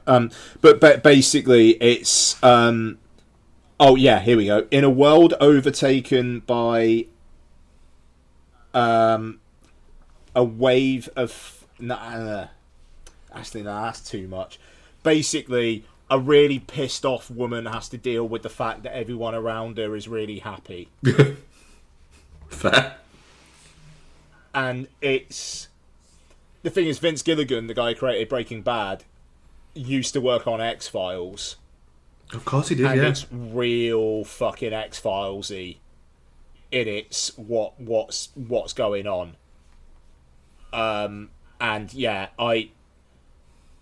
honestly, guys, give the first episode a shot. It's like 50 minutes, and it very much sets up the stall for what's going on. Nice. And yeah, really, really enjoying it. But sorry, Bex, back to you. No, that was it. I was just it's taken me by surprise really because I don't like the movies really, the Muschietti ones. Yeah. There's real good bits in it, but I think part of that second one's fucking way too long. So I was a bit like about it, but yeah, it's good, and it basically, because obviously the movies aren't set at the same time or 27 years later than the TV miniseries or the book. They've just taken their own sort of time frame, but it's keeping the 27 years thing, so it's the cycle back from when the kids in chapter 1 were the kids in chapter 1. So like stuff like the Paul Bunyan statue is being built at the time, and Dick Halloran's in it as well, off of The Shining. So yeah, it's quite cool. It's Easter eggy. I like it. So what have we watched, Bex? We watched Detention, didn't we? We did. We rounded out that little cycle, didn't we? Yeah. After watching Ick, the Joseph Kahn movie, we decided to rewatch Detention, which is a really good movie. But every time I watch it, I'm always shocked at this is batshit. Yeah, I said to you, didn't I? I always forget how fucking weird this movie is. How batshit that movie is, and it really is batshit. Really good though, and there's bits in you like, oh, that's badly done because that doesn't really make any sense. But by the end of the movie, it all does make sense. Kinda, yeah. It's good. It's clever. I mean, it's that batshit that Ron Jeremy turns up at one point as a cameo. Yeah. Yeah. It's aged well. I like Josh Hutcherson as well. I think he's good in this. He seems to have used his Hunger Games power for good consistently. Fair, yeah. We'll do a few of the rewatches that we've watched. We rewatched the film Basic, the John McTiernan, John Travolta, Samuel L. Jackson movie. We rewatched that, didn't we, Vex? What are you laughing for, Ian? It's a banger. It's a masterclass in acting from Travolta. There's just a great scene in it where John Travolta decides to sexily lay on a table whilst interrogating somebody. Yeah. It's just the end of that film where it's just like, yeah, we're all dead, and you are now as well. Let's all get fucked up. Yep. Ah. Yep. It's a mad movie. Can you imagine having what's his face in a movie and using him that little though? Who? Samuel L. Jackson. Yeah. Weird. It is. Yeah. I like that movie. It's mad. It's a go-to for us as well, isn't it? Yeah. That night we were between that and Good Morning Vietnam, were we? Very tonally different. Yeah, we were. Yeah. and by the way, listeners, we decided on Basic over A Good Morning Vietnam because we wanted something fucking dumb. Yeah. We rewatched Twisters. Yeah. Nice. I really like Twisters. It's a fun movie. Glen Powell in a cowboy hat might be a kink I never knew I had. It's a kink I knew I had. Fair. And Daisy Edgar Jones has fantastic hair in this movie. Yep. And Anthony Ramos, you never stood a chance, mate. No. Come on, you look like a face drawn on a balloon. Do you know what I think it is with him? His eyes are too light. It doesn't work. He looks like he's got like fake eyes in. For a Hollywood actor, he's got the biggest cuck energy. Yeah. And the thing is, he would sit in the cuck chair. Yeah. For those two. Oh yeah, absolutely. I mean, to be fair. What? Who wouldn't? I wouldn't sit in the cook chair, but I'd have a good old watch. That's what I mean, yeah. Yeah, but I mean, like, he'd be crying as well. Oh yeah. Rubbing one out and crying. Anthony Ramos has not gone a day in the past 30 years where he hasn't cried. Yeah. Yeah, he has got wet eyes. Yeah, yes, I bet he's a lovely man. Yeah, he probably is, yeah. Right. We did a rewatch of Severance as well, didn't we? Which is a rewatch, but we haven't watched it in I 15 ages. watched it a long time, but Prime did that thing where it went, you want to watch Severance? I'm like, no. And it goes, but do you want to watch Severance? You're going, no. And then you go, why is this in LGBTQ movies with a female lead? Yeah. And then you go, why is this in TV documentaries about farming? It basically went, but fine, Prime, we're watching Severance. It is weird though, because obviously Danny Dyer's just a fucking gross fat mess now, isn't he? He's become a weird looking guy. And it's weird to go back and also comes across as a bit of a prick. Yeah, but he's one of those, I think, he comes across a prick, but he's actually probably not. No, but he's cultivated this thing of being like a bit of a wide boy I kind think of. He's pricks- going for the Ray Winston kind of adverts that he used to do. I think with Danny Dyer, it's more pricks like him rather than he is a prick. But like it's weird to go back and see him when he was like young, cheeky, chappy, kind of quite sweet. I mean, the fucking, oh God, I left Gordon's foot in the car. The coach. Sorry, God. It's a fucking great line. Yeah, that is good. Like, he's that era from Human Traffic up to, I think, maybe a couple of years after this, he was really, really fun to watch on screen. No, I really enjoyed it, and I was watching it, and I was like, I know her. I know you. I know you. I'm Billy Connolly there. Yeah. And I was like, fuck me, it's fucking Mary Beth from The Faculty. Yeah. This is one of those things where Becky will literally be like watching something, and I'm there going, "Do you want to know?" And she's like, "Don't fucking tell me."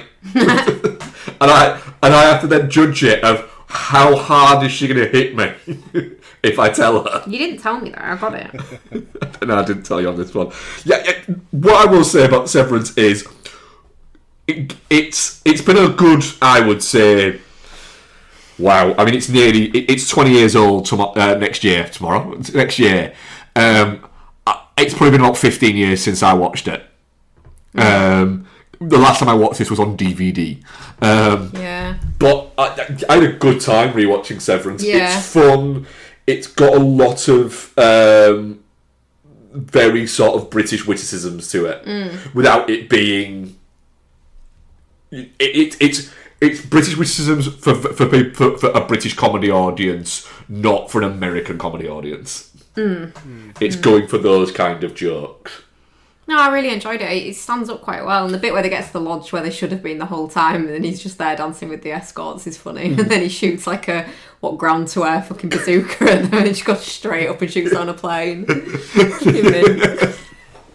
Yeah. Oh God! And the bit with the bear trap when they try to get it off, they just keep letting go until he chops off his leg. The problem is it's really grim, but also it's handled. Christopher Smith directs it really well, that it becomes quite funny. But you're going, this is just horrible. It's horrible. I feel so bad for but laughing. But it keeps happening. Yeah, basically.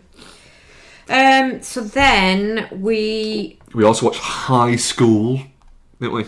Have we not watched that by last week? No. Oh, did I talk about fucking Maribor last week? Yes. That's fine.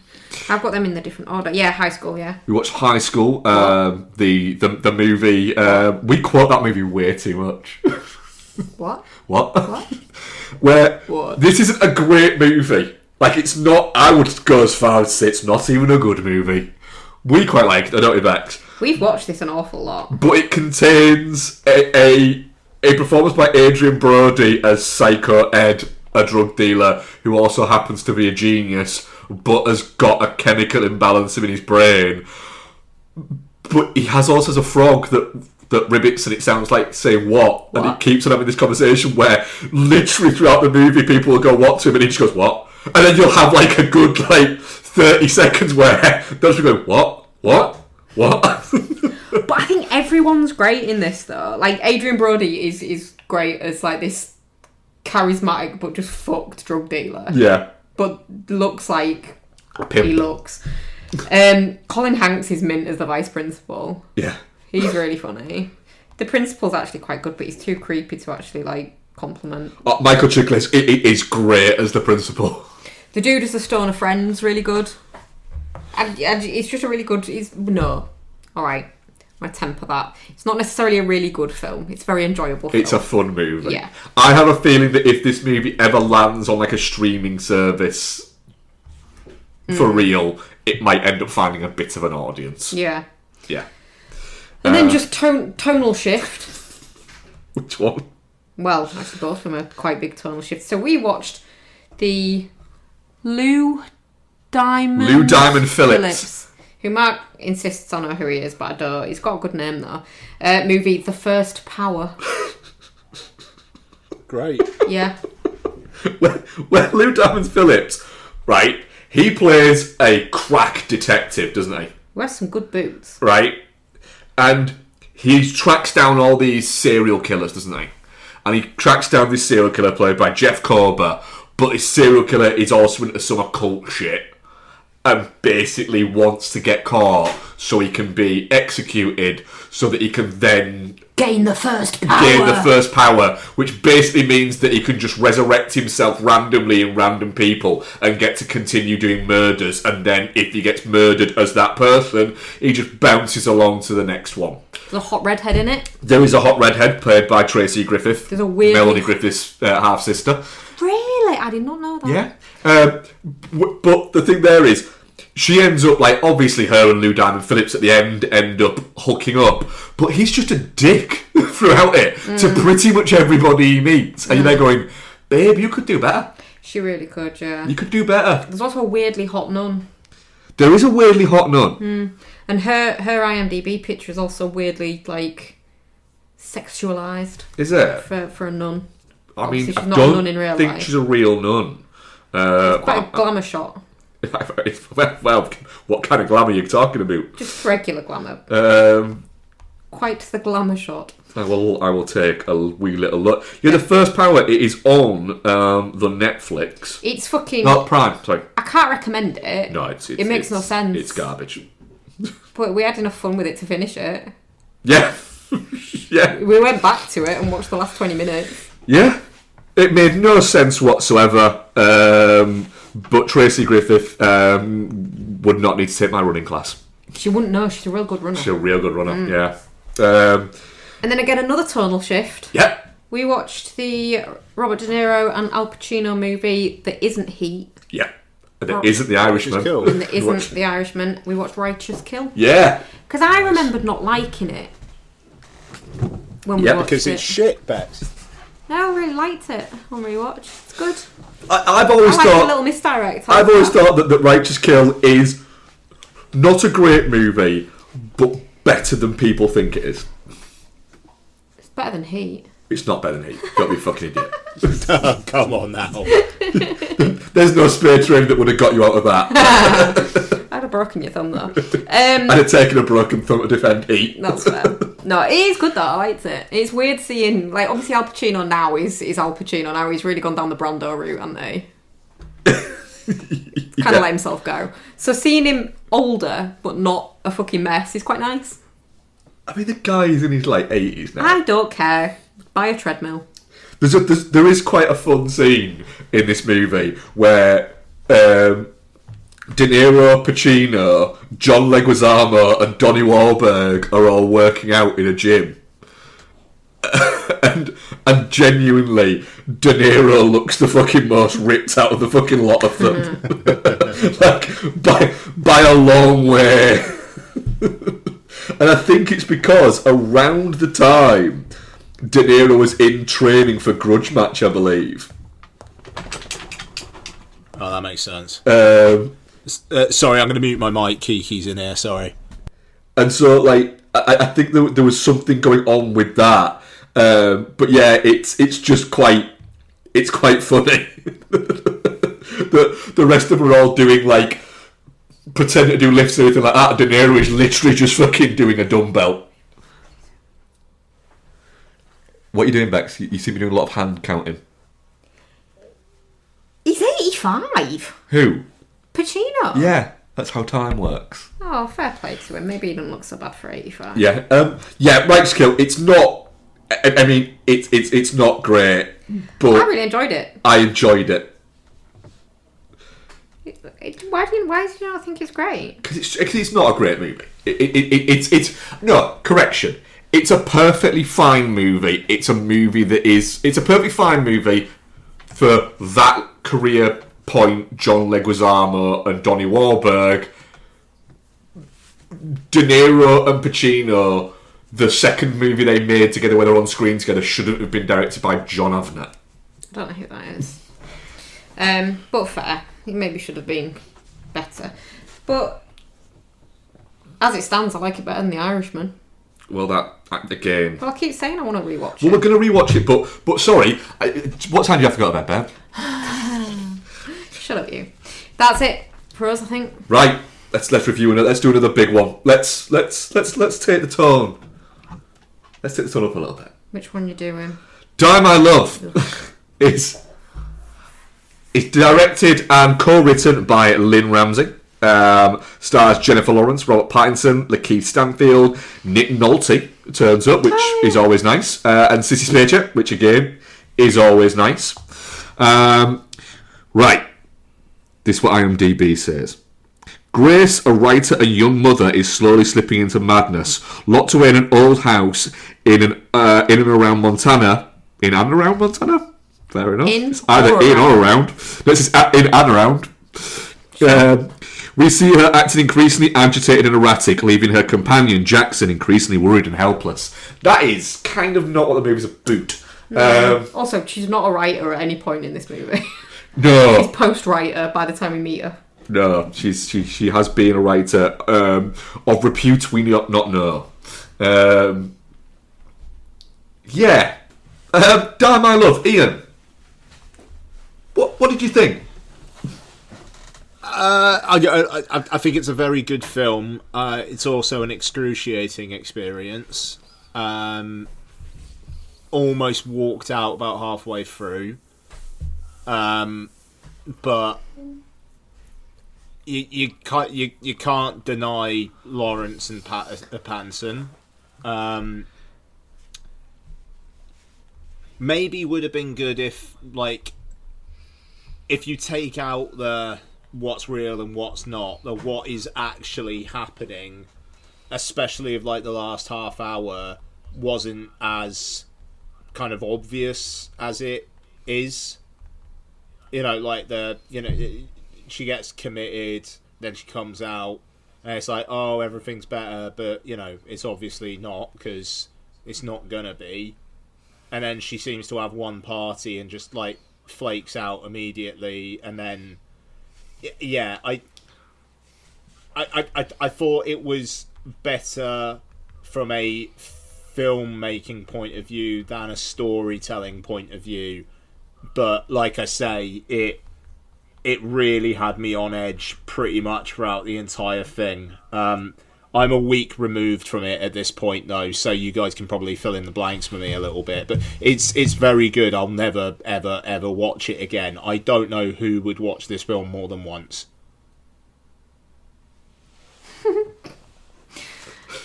Mark's I'm going to rewatch it tomorrow. I would rewatch it. I think I would probably rewatch it. Okay. So, the more I've thought about it, this film is flawed at many levels. I think it's very interesting what you just said a minute ago about the fact that it's this film. I don't think Lynn Ramsey. I think the story of this film is actually quite interesting, or the story that Jennifer Lawrence's character is telling is quite interesting. But I don't think Lynn Ramsey thinks it's interesting because she's too busy. And the film feels rushed at points to go, no, I want to do the next pretty thing that I want to do. I want to do the next evocative shot I want to do. And there are some cuts in it and edits in it where it's kind of got you in an emotional level that it just goes, and you're like, oh fuck, right, you've pulled me out of it. Your hard cut has pulled me out of this, and you've gone to something that is just a little bit and I felt a little bit. Lynn Ramsey is a filmmaker that I am up and down on. I can see why people really like her, and there's films that she's made that I haven't liked, but I can see why people like them. But I think that because apparently it was because Scorsese produces this, and it was Scorsese who told Lynn Ramsey, you need to cast Jennifer Lawrence in this. And she did. He didn't tell her, you need to, as a producer, nobody else could be in it. It was more I think you should, what is it? And Lynn Ramsey was very much like, yeah, I agree. And that sells the movie. For that, she's very, very good in it because she manages to play it. it's a movie that is about postpartum depression, but as well, it's about bipolar. As well as I think that's hurt a lot of people's perspective on this. It's not. It's been very much the narrative has been, it's a film about postpartum depression. It's not. It's about life changes exacerbating pre-existing mental health conditions, and so. It's a movie about postpartum is too simplistic because it isn't about that. I think a bit that I really liked in terms of the filmmaking aspects of it, and I know it's based on a book, so I'd be interested to. I'm not going to read the book. I'm just going to be honest, but I'd be interested to know that's there. Is I like the fact that she's a good mum. Like she doesn't resent the kid. There's nothing against that, but she also isn't the other side of that where she has to be with the kid all the time. There's none of that. It's just there's a lot of good bits I think that deal with the kind of isolation of it all, and the old Gracie is a horny girl, but it deals quite well with that whole idea of. And it is a phenomenon. This is why I wanted to have. I thought it was interesting to get a female. What is it? Because you were a girl. Were a girl. I said, "Are a girl." Oh. Literally, it's audio recorded. So the idea of losing the sense of desire. Partners losing. Well, I think that's because he's on the road all the time and banging other people. But then there's an element of it's very much implied. It's not specifically said he is. She thinks he is. It does seem like he is. I don't think you have that many rubbers in your car. Yeah, there is, and I'm saying that. But what I'm saying is, the film does lean into the paranoia of it as well. Oh yeah. Is what I'm saying. I think it's a very well handled. Is wrong because the directing is not good. It doesn't give the performance time to breathe, and it doesn't give the story time to breathe. It's very well performed. Portrayal of the descent into this, the loneliness of it, the gradualness of it as well. Because I was watching it at one point, because we saw it separately, didn't we? I was watching it at one point, I was like, she's not doing anything that mad. I'd have probably shot that dog as well, because it kept fucking barking. So, and then, but it gradually, it's like, I've said to you before, one of my favourite books is the Bell Jar. And it's because you read it and you're like, well, none of this is that bad. And then you get sort of towards the end and you're like, oh, actually it is. If you compare her now to the beginning of the book, it is. It's because it's guided us there so gradually that it doesn't feel that crazy. And like I like that it doesn't lean into the trope of like the overbearing mother-in-law. No, the mother-in-law's really nice to him, and he's actually just trying. It really is genuinely supportive. trying to help, and even at the end, he's trying to. She's the one who doesn't react and tries to get her back, but realises she probably just can't.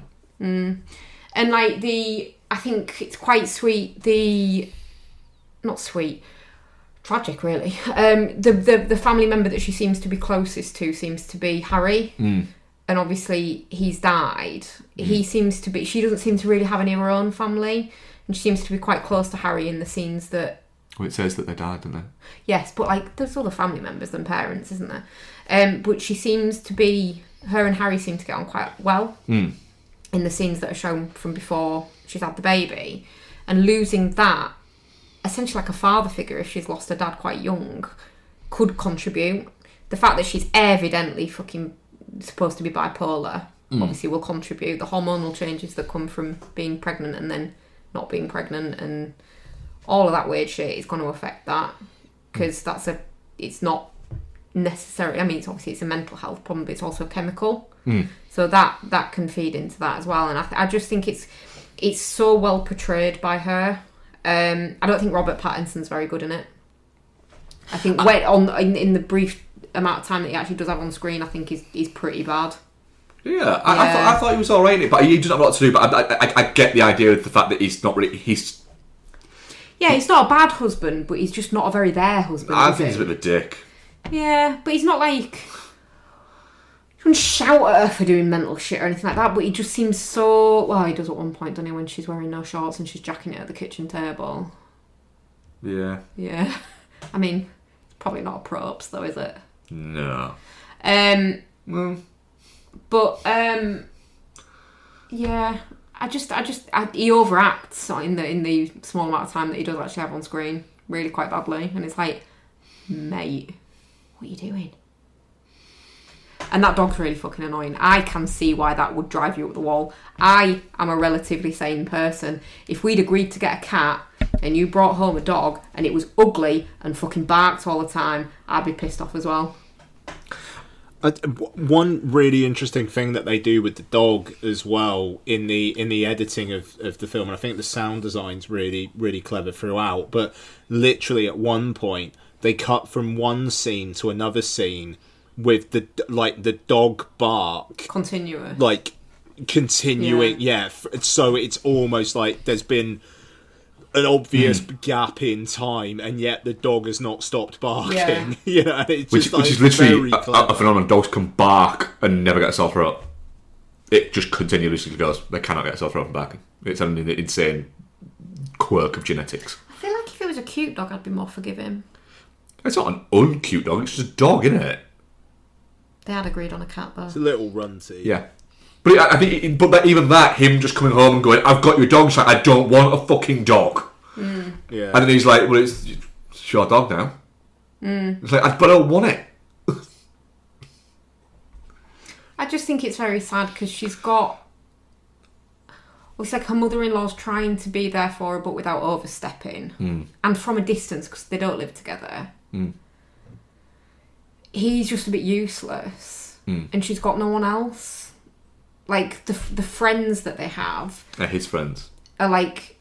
Yeah, are his hometown friends' wives that are living this perfect version of suburbia, which is obviously not something that she's relating to at that point. So she's got nobody, and it must be... I have a child, but I never suffered from postpartum depression, and this is a heightened version of that to an extent. It's like I said before, it's exacerbating existing problems, but it is still a factor in it. And it must be so lonely and alienating to be in that situation. I mean, I the reason why I want to rewatch it, just to clarify, is because I'm kind of fascinated by it now. Because when I came out of it, I was like, I appreciate it, but I wouldn't say I like. I was definitely not shit when I walked out, but I was like, I appreciate it, but I wouldn't say it's a film you like. It's a film you experience. But because it's gone up gradually since I watched it, by quite a bit, I'm fascinated to rewatch it again and see where it sits for me, because it's had me thinking a lot since it. And so I don't think it's a perfect movie by any stretch of the imagination, but I do think it's a movie that's kind of like, it's got its hooks in me a little bit, to be honest. So it's more that there is no, you don't enjoy this movie. No one's come out of that and go, well, that was a rip-roaring good time. I think it's very sad. Yeah. Literally, as I got up to walk out, heard an elderly couple. They were elderly. This couple were old. Yeah. The woman just turned to the guy and just went, "That was very sad, wasn't it?" Oh. Yeah. And then the guy just went, "Yeah." And then because the credits were going, and then the guys went, "Oh, Martin Scorsese." Fine, fair. So yeah, that was quite amusing. I'm definitely not shit. Yeah, I'd probably agree with you there. Definitely not shit. It's just not. It could be borderline. Thanks, I hate it. I can see that. But I thought it was very good. I mean, our audience poll on that was 67% definitely not shit. I'll say I came out thinking like this is the definition of thanks, I hate it. Sitting on it, I think I've gone away from that a bit, but it's definitely not shit. And Jennifer Lawrence is every bit as great as people have been saying she is, isn't it? She's great. I mean, I don't think she's going to get an Oscar nomination, but man, you wouldn't begrudge it. No, I think she should. I don't think she's going to win, but but if by any chance she did, I would be like, that's fine. That is, it's a worthy performance. She doesn't oversell it at any point. No. And that would be such an easy role to oversell any of the different minutiae that is involved within it. And at no point does she act too crazy. At no point does she... There's no bit, but she gets over the tremendous kind of sadness at points where she realises that she's ill. Right. We've got one more to fucking go, guys. Fucking strap in, because we're going for a fucking run. Hey, does he need your class? What? Glen Powell. I don't think Glen Powell does need my running class. No. I also don't think what's her name needs it either. What's she called? Katie O'Brien. Don't think she needs it. She's just having a real good time in the strip club. She's having a real good time everywhere. She's a really good screen presence. I like her. Yep. So this is based on a book by some guy. Richard Bachman, yeah. And it is directed by Edgar Wright. And we've got Glen Powell, Josh Brolin, Coleman Domingo, Lee Pace, Michael Cera, William H. Macy for like a minute. Old Carl Glussman's in there. But also third build. Yeah. Well done, Mr. Agent. And then fucking who else is in it? Kate O'Brien's there. Debbie Marza is there at one point, weirdly. And Arnold Schwarzenegger's face. On money. Yeah. What's it about? A man joins a game show in which contestants allowed to go anywhere in the world are pursued by hunters hired to kill them. He doesn't really join it willingly, does he? I mean, yeah. He joins a game show. He specifically doesn't want to join that game show. He doesn't have to sign on, though, does he? Well, true. So, yeah. The Running Man. You've seen the trailer, you know the story. Ian. The Running Man. It's over 2 hours long. Yeah, look, I wish I liked it more. Is my review, really. I was really into it at the start. I thought that Wright's let's do 80s production design in 2025 was fantastic. But then I think basically everything from when he steps into the car with Amelia Jones and thereon goes downhill really fast. I think it kind of pulls its punches in terms of what it's trying to say. Obviously, you know, it feels like for a minute, is it gonna actually do the ending from the book, and then very quickly, but no, it's not. Just to come in at that point, all spoilers all the time. I think that they were gonna end the movie when she's in the grocery store and sees him outside, and they were gonna end the movie there because that teases a sequel, and then somebody has gone, "You're not getting a sequel." And so they've tacked on that ending at the end. They shouldn't have had that bit at all. Because I liked him pointing the gun at Josh Brolin and like the 3, 2, 1 action. Like, I liked that, but the bringing that guy back in to do the kind of like the anti like capitalist like video stuff and you know, was this true because of this and this and this and that, and it's I don't need the last 10 minutes of this film being a guy we haven't seen for an hour just explain to us what actually happened. Like that's not a great way of ending your film. And also, like, the Amelia Jones character, you kind of think that's building up to something, and then no, she just gets parachuted out of the fucking plane. Okay, what was that about? Like, you know, the Lee Pace, okay, he used to be a running man, and now they're going to have a bit of a fight. I mean, it's a real whiff of an ending.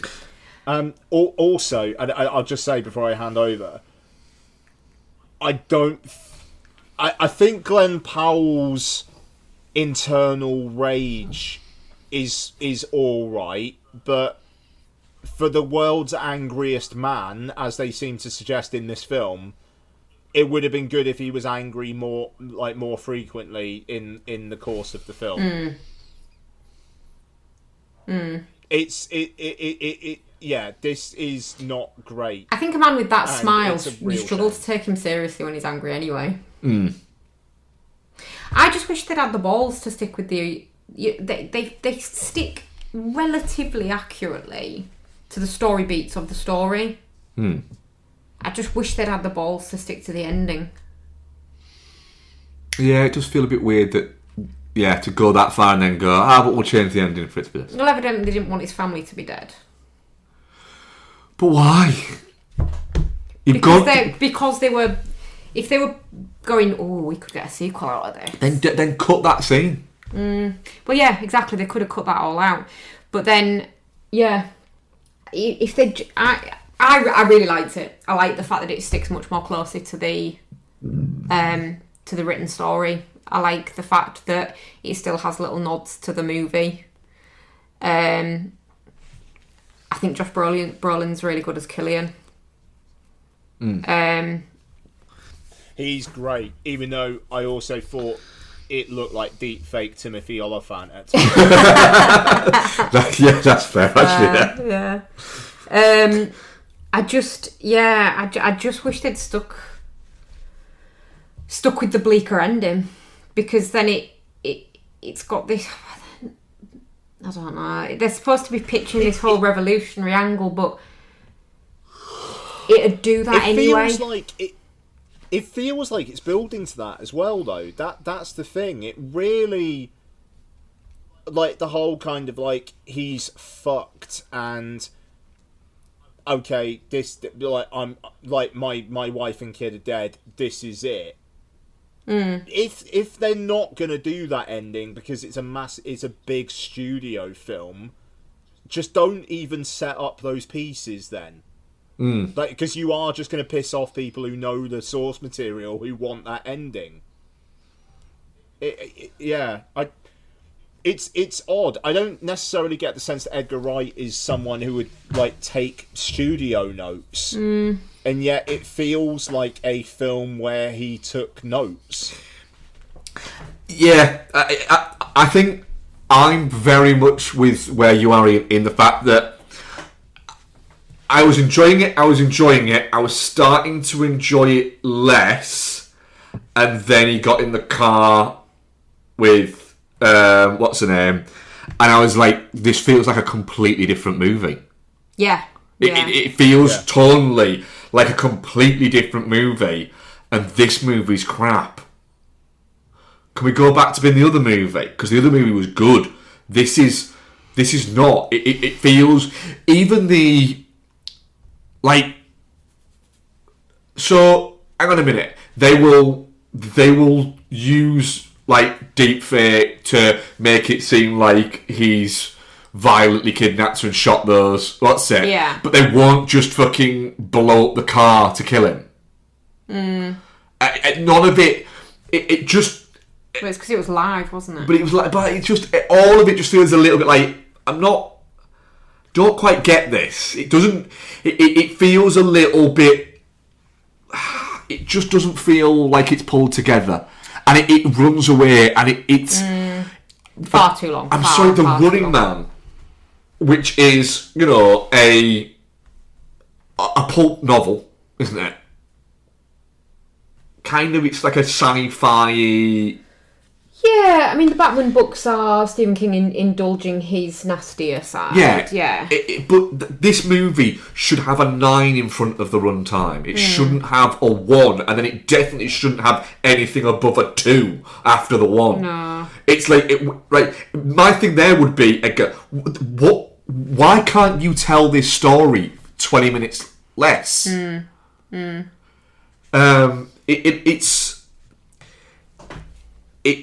Yeah, I wish, I think, you said, Ian, that you wish you liked it more. I'm the same. I wish I liked it more.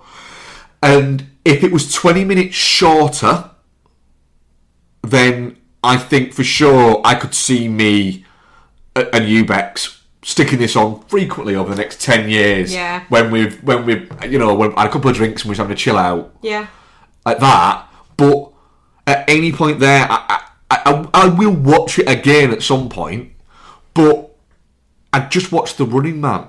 Yeah. Because it's tighter, and it's better, and it's more fun. And at points, this is really fun.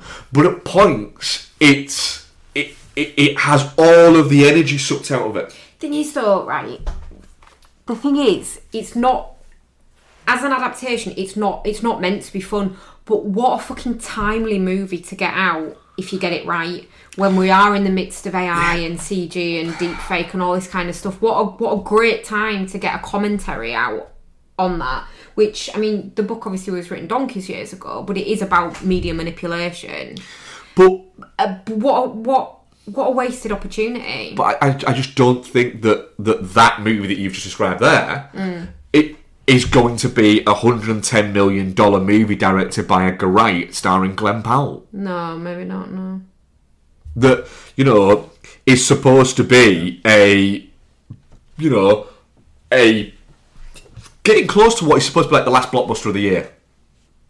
I think it's released at the wrong time. Yeah. How's it done? Poor.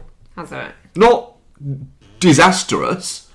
It definitely below expectations. Like, Now You Free Me comfortably beat it in the US this week. Yeah. Really? I mean, I think Now You Free Me did it do 36 worldwide the first weekend? And, worldwide. And this did 28, I believe.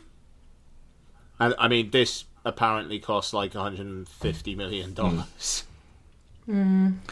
It's.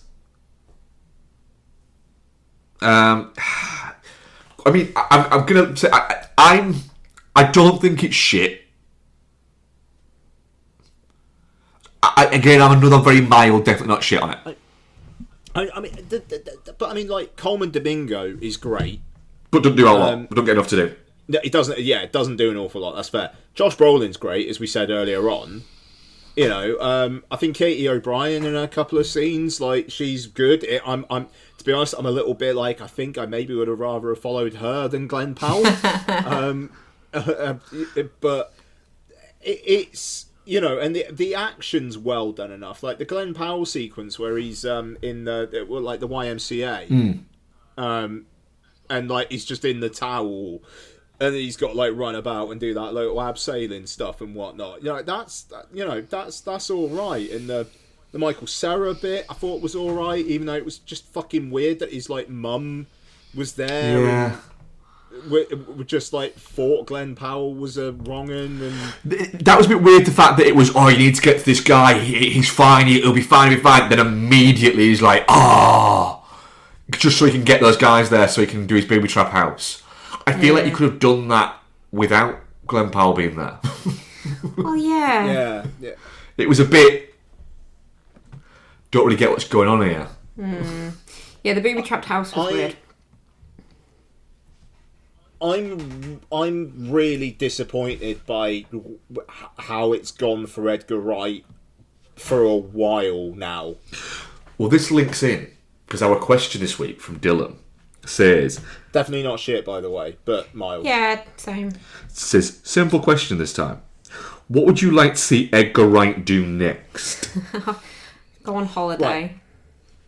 So the thing is, I've seen a lot of people saying like he needs to do another film with Frost and Pegg. No, don't go back to that well. Don't like.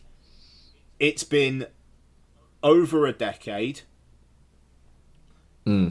Pegg and Frost's subsequent careers have not screamed "They'll right the train." And it is what does Edgar Wright do next? You know, he was in contention to do the Bond film. No. Sorry? No. No, and I like Edgar Wright. No, yeah. It's. I think maybe doing something lower budget would be good. Probably like not British. Something in the Baby Driver vein, but again better than Baby Driver. Maybe not action. I know people are like he's a really good action filmmaker. I don't think he's made a good film with action in a good long while. It's really difficult to work out what he does next, because I don't think his film language doesn't lend itself well to making $400 million, but his scope of what he wants to make needs that budget. It just seems like it's been a long time since he's made something that's connected. See, I really liked was it Last Night in Soho? Yeah, I'd like to see him do something a bit noiry mystery again like that. But I have a feeling though that his brand of his quirks that he has in his films, and I again really like Edgar Wright. That it's maybe just everything's moved on from it. I tell you what, just to kind of like follow up on that as well, I think he needs to stop embracing old shit. And like, so this obviously remake of an old film, adaptation of an older book. Last Night in Soho, like recalling like the grand old London of like the 60s and stuff like that. Baby Driver, chock full of like older music and things like that. It feels like he's really beholden to his influences, and now it's like do something that's I don't know, more like an expression of what you are right now. Yeah. And not what you were built on. But don't go the Kevin Smith route and try and act like you're cool. Yeah, I wouldn't be surprised if in the next few months he's re-teaming with Pegg and Frost. Because Pegg needs something to do now the Mission Impossible films are gone. Yeah, I like to be honest. I think the only real handicap to that will be Frost is too busy playing Hagrid in the Harry Potter series. Yeah. It's like I say, it's a really odd one because I think he's such a good dude and he's a good filmmaker, but I mean, it's been a while since his last genuinely good film. Wow. It really has been a while since his last genuinely good film. I mean, I don't rate Baby Driver, so I don't mind Baby Driver, but it again, like you said, Ian, for Baby Driver is set in a time it was, but it is chock full of Americana. But it's almost like my first visit to Americana.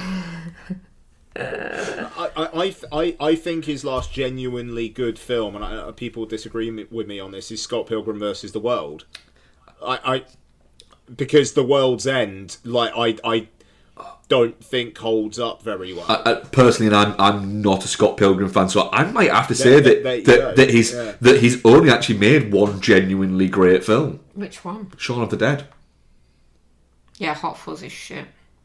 Hot Fuzz is great, and then it stops being great at a certain point, and it just gets a little bit like, yeah, you've completely lost it now. Which is weird, because that's what happens in Running Man. I need to get Scott Pilgrim versus the World in front of Lottie, because I feel like she might vibe really, really hard with that. Yeah, it's Yeah. just... Scott Pilgrim is another one of those films where I have tried with it several times. I wish I liked it more. I just don't. I really like. That's cool. I am very well aware that I am in the minority here, and I am not. I will never argue people and go, no, it's shit. It's just I don't click with it in any way. It's nails on a chalkboard for me, but I can see why other people would really like it. Yeah, because I used to always just blame it on you being in your hating Michael Cera phase, but you don't hate Michael Cera anymore, and you still don't like it. No, I just don't. Do you know what I think it is? I don't like video games enough to like Scott Pilgrim. That's... Yeah. That's and you don't like Brie Larson enough to like Scott Pilgrim either. yeah. I mean, I really hate Brie Larson as an actress. I don't think she's got any charisma on screen whatsoever. But I really like Scott Pilgrim, so I don't even really like Mary Bex, Elizabeth if Winstead. if I was 12 years old and I'd watched Scott Pilgrim, like my bedroom would have been filthy. Yeah. You don't need a fucking blue light for that. Yeah, Sticky man, everywhere, Jesus. like Spider-Man's webs. Just the fact that she's doing that Metric song as well, like that's a combination of things for me. Anyway, sorry. Yeah. So yeah. What are we covering next week? Like genuinely, what are we covering next week? Yeah, I mean it's gonna have to be a conversation, innit? Because you two aren't seeing Wicked, so I might see Wicked. Because you're seeing it in 4DX, aren't you, Ian? 4DX 3D. I might go and see it. Becky won't. I think it looks fucking awful. Don't see it. Come on, I can. It's fine. But I am curious to go and see it in 4DX, just so we can compare 4DX experiences. The Are thing you is, fucking right, serious? Right, but I think it looks there's like going to be garbage. so much shit going on with that 4DX for that film. Come on, you're going to get value from Exactly. that. That's the way I'm looking at it. Is I might enjoy the 4DX experience, and that might make me enjoy the experience more of that film. Plus, I think it looks like garbage. I might go and watch it, come out and go, do you know what? That was delightful. You watched the first one, right? I didn't hate the first one. Really? I didn't like it, but I didn't hate it. That's why. I was just very much like, this isn't for me. Enjoy it, people who it's for. It's sold shitloads of those pyjamas. I might take the hit then, if it's still showing by the time I have any free time, and go and see Keeper. I'm not seeing Keeper. That's fine. Yeah, but I'm not Alright, seeing Wicked, that- so just so that I've got something new to talk about. What have I got other films? That's Anything else out? Bex. If you want to confirm if you go see Keeper or not, if you see Keeper, I'll see Keeper. Oh, okay, I'll keep you posted. I don't Yeah, think the times for like later this week have been. What else is out? Is it just Wicked out? Yeah. Is that So Sisu Road to Vengeance is out. Oh, the times for that just out on Cineworld yet, or maybe they're not showing it. it probably won't come available till Tuesday. Yeah, it'll be out like tomorrow or Tuesday. Train Dreams is on Netflix from Friday. And that's getting some really good word. Because that's the thing, guys. I'm a bit... Alright, maybe we're not all that fussed about Train Dreams, but it's very easily watchable. I will watch Train Dreams. Really? What? That like Bex's hesitance. Like I get that. I'll watch it if I have to. You don't have to watch it. I'm not going to fucking make you do it at knife point. You won't be able to. That's true. Becky's been down the dojo this week learning some shit. Don't threaten with a good time. Dirty bitch. Oh no, because that's actually a conversation you two would actually have off mic. Like, you're not even playing there, are you? That's the thing. Right, okay, look, we'll sort something out. It might not be that everyone's seen the main review. Yeah. I mean, if the main review is wicked for It's good, not. it definitely won't be. It'll be something else. Okay. Entirely. It'll probably be Train Dreams. It'll be probably Train Dreams on maintenance required. Look, I won't be watching fucking Maintenance Required either. I would rather stab myself in the leg and then bandage myself up with my new first aid skills. so the art house here is showing Jay Kelly from Friday. I don't know whether that's going to be playing close to you guys or if you're that bothered about going out to see it, but What the fuck is it? I'd go see it. That might be playing Parkway. Parkway. What is it? What even is it? Oh, Adam Sandler.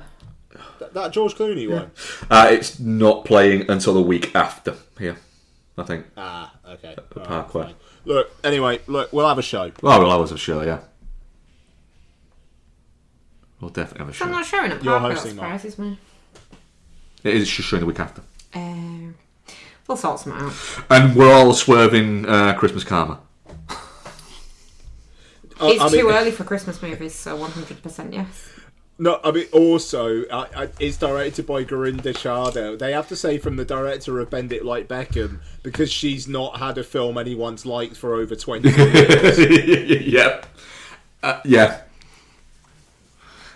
She already did one of the worst films I've ever seen, It's a Wonderful Afterlife. Oh, God, yeah.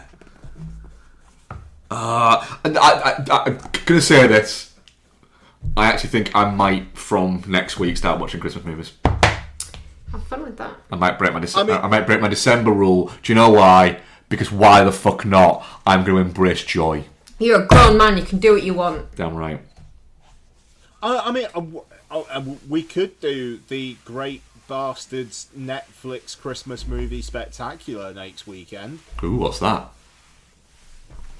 What we I got? don't know, just whatever fucking Christmas shit's playing. Well, isn't that like an Alicia Silverstone one? Yeah. Is that Merry Little Xmas? Yeah. Becky has run away. I think she's desperate for the bathroom. Okay, alright. We'll sort something out. Right, Mark. Yes. Get us out of here. Right. Thank you very much for listening. Thank you very much, Rebecca. Thank you, Mark. I'm having a pee. Thank you very much, Ian. That was episode 606. We shall speak to you next week. Goodbye. Bye-bye.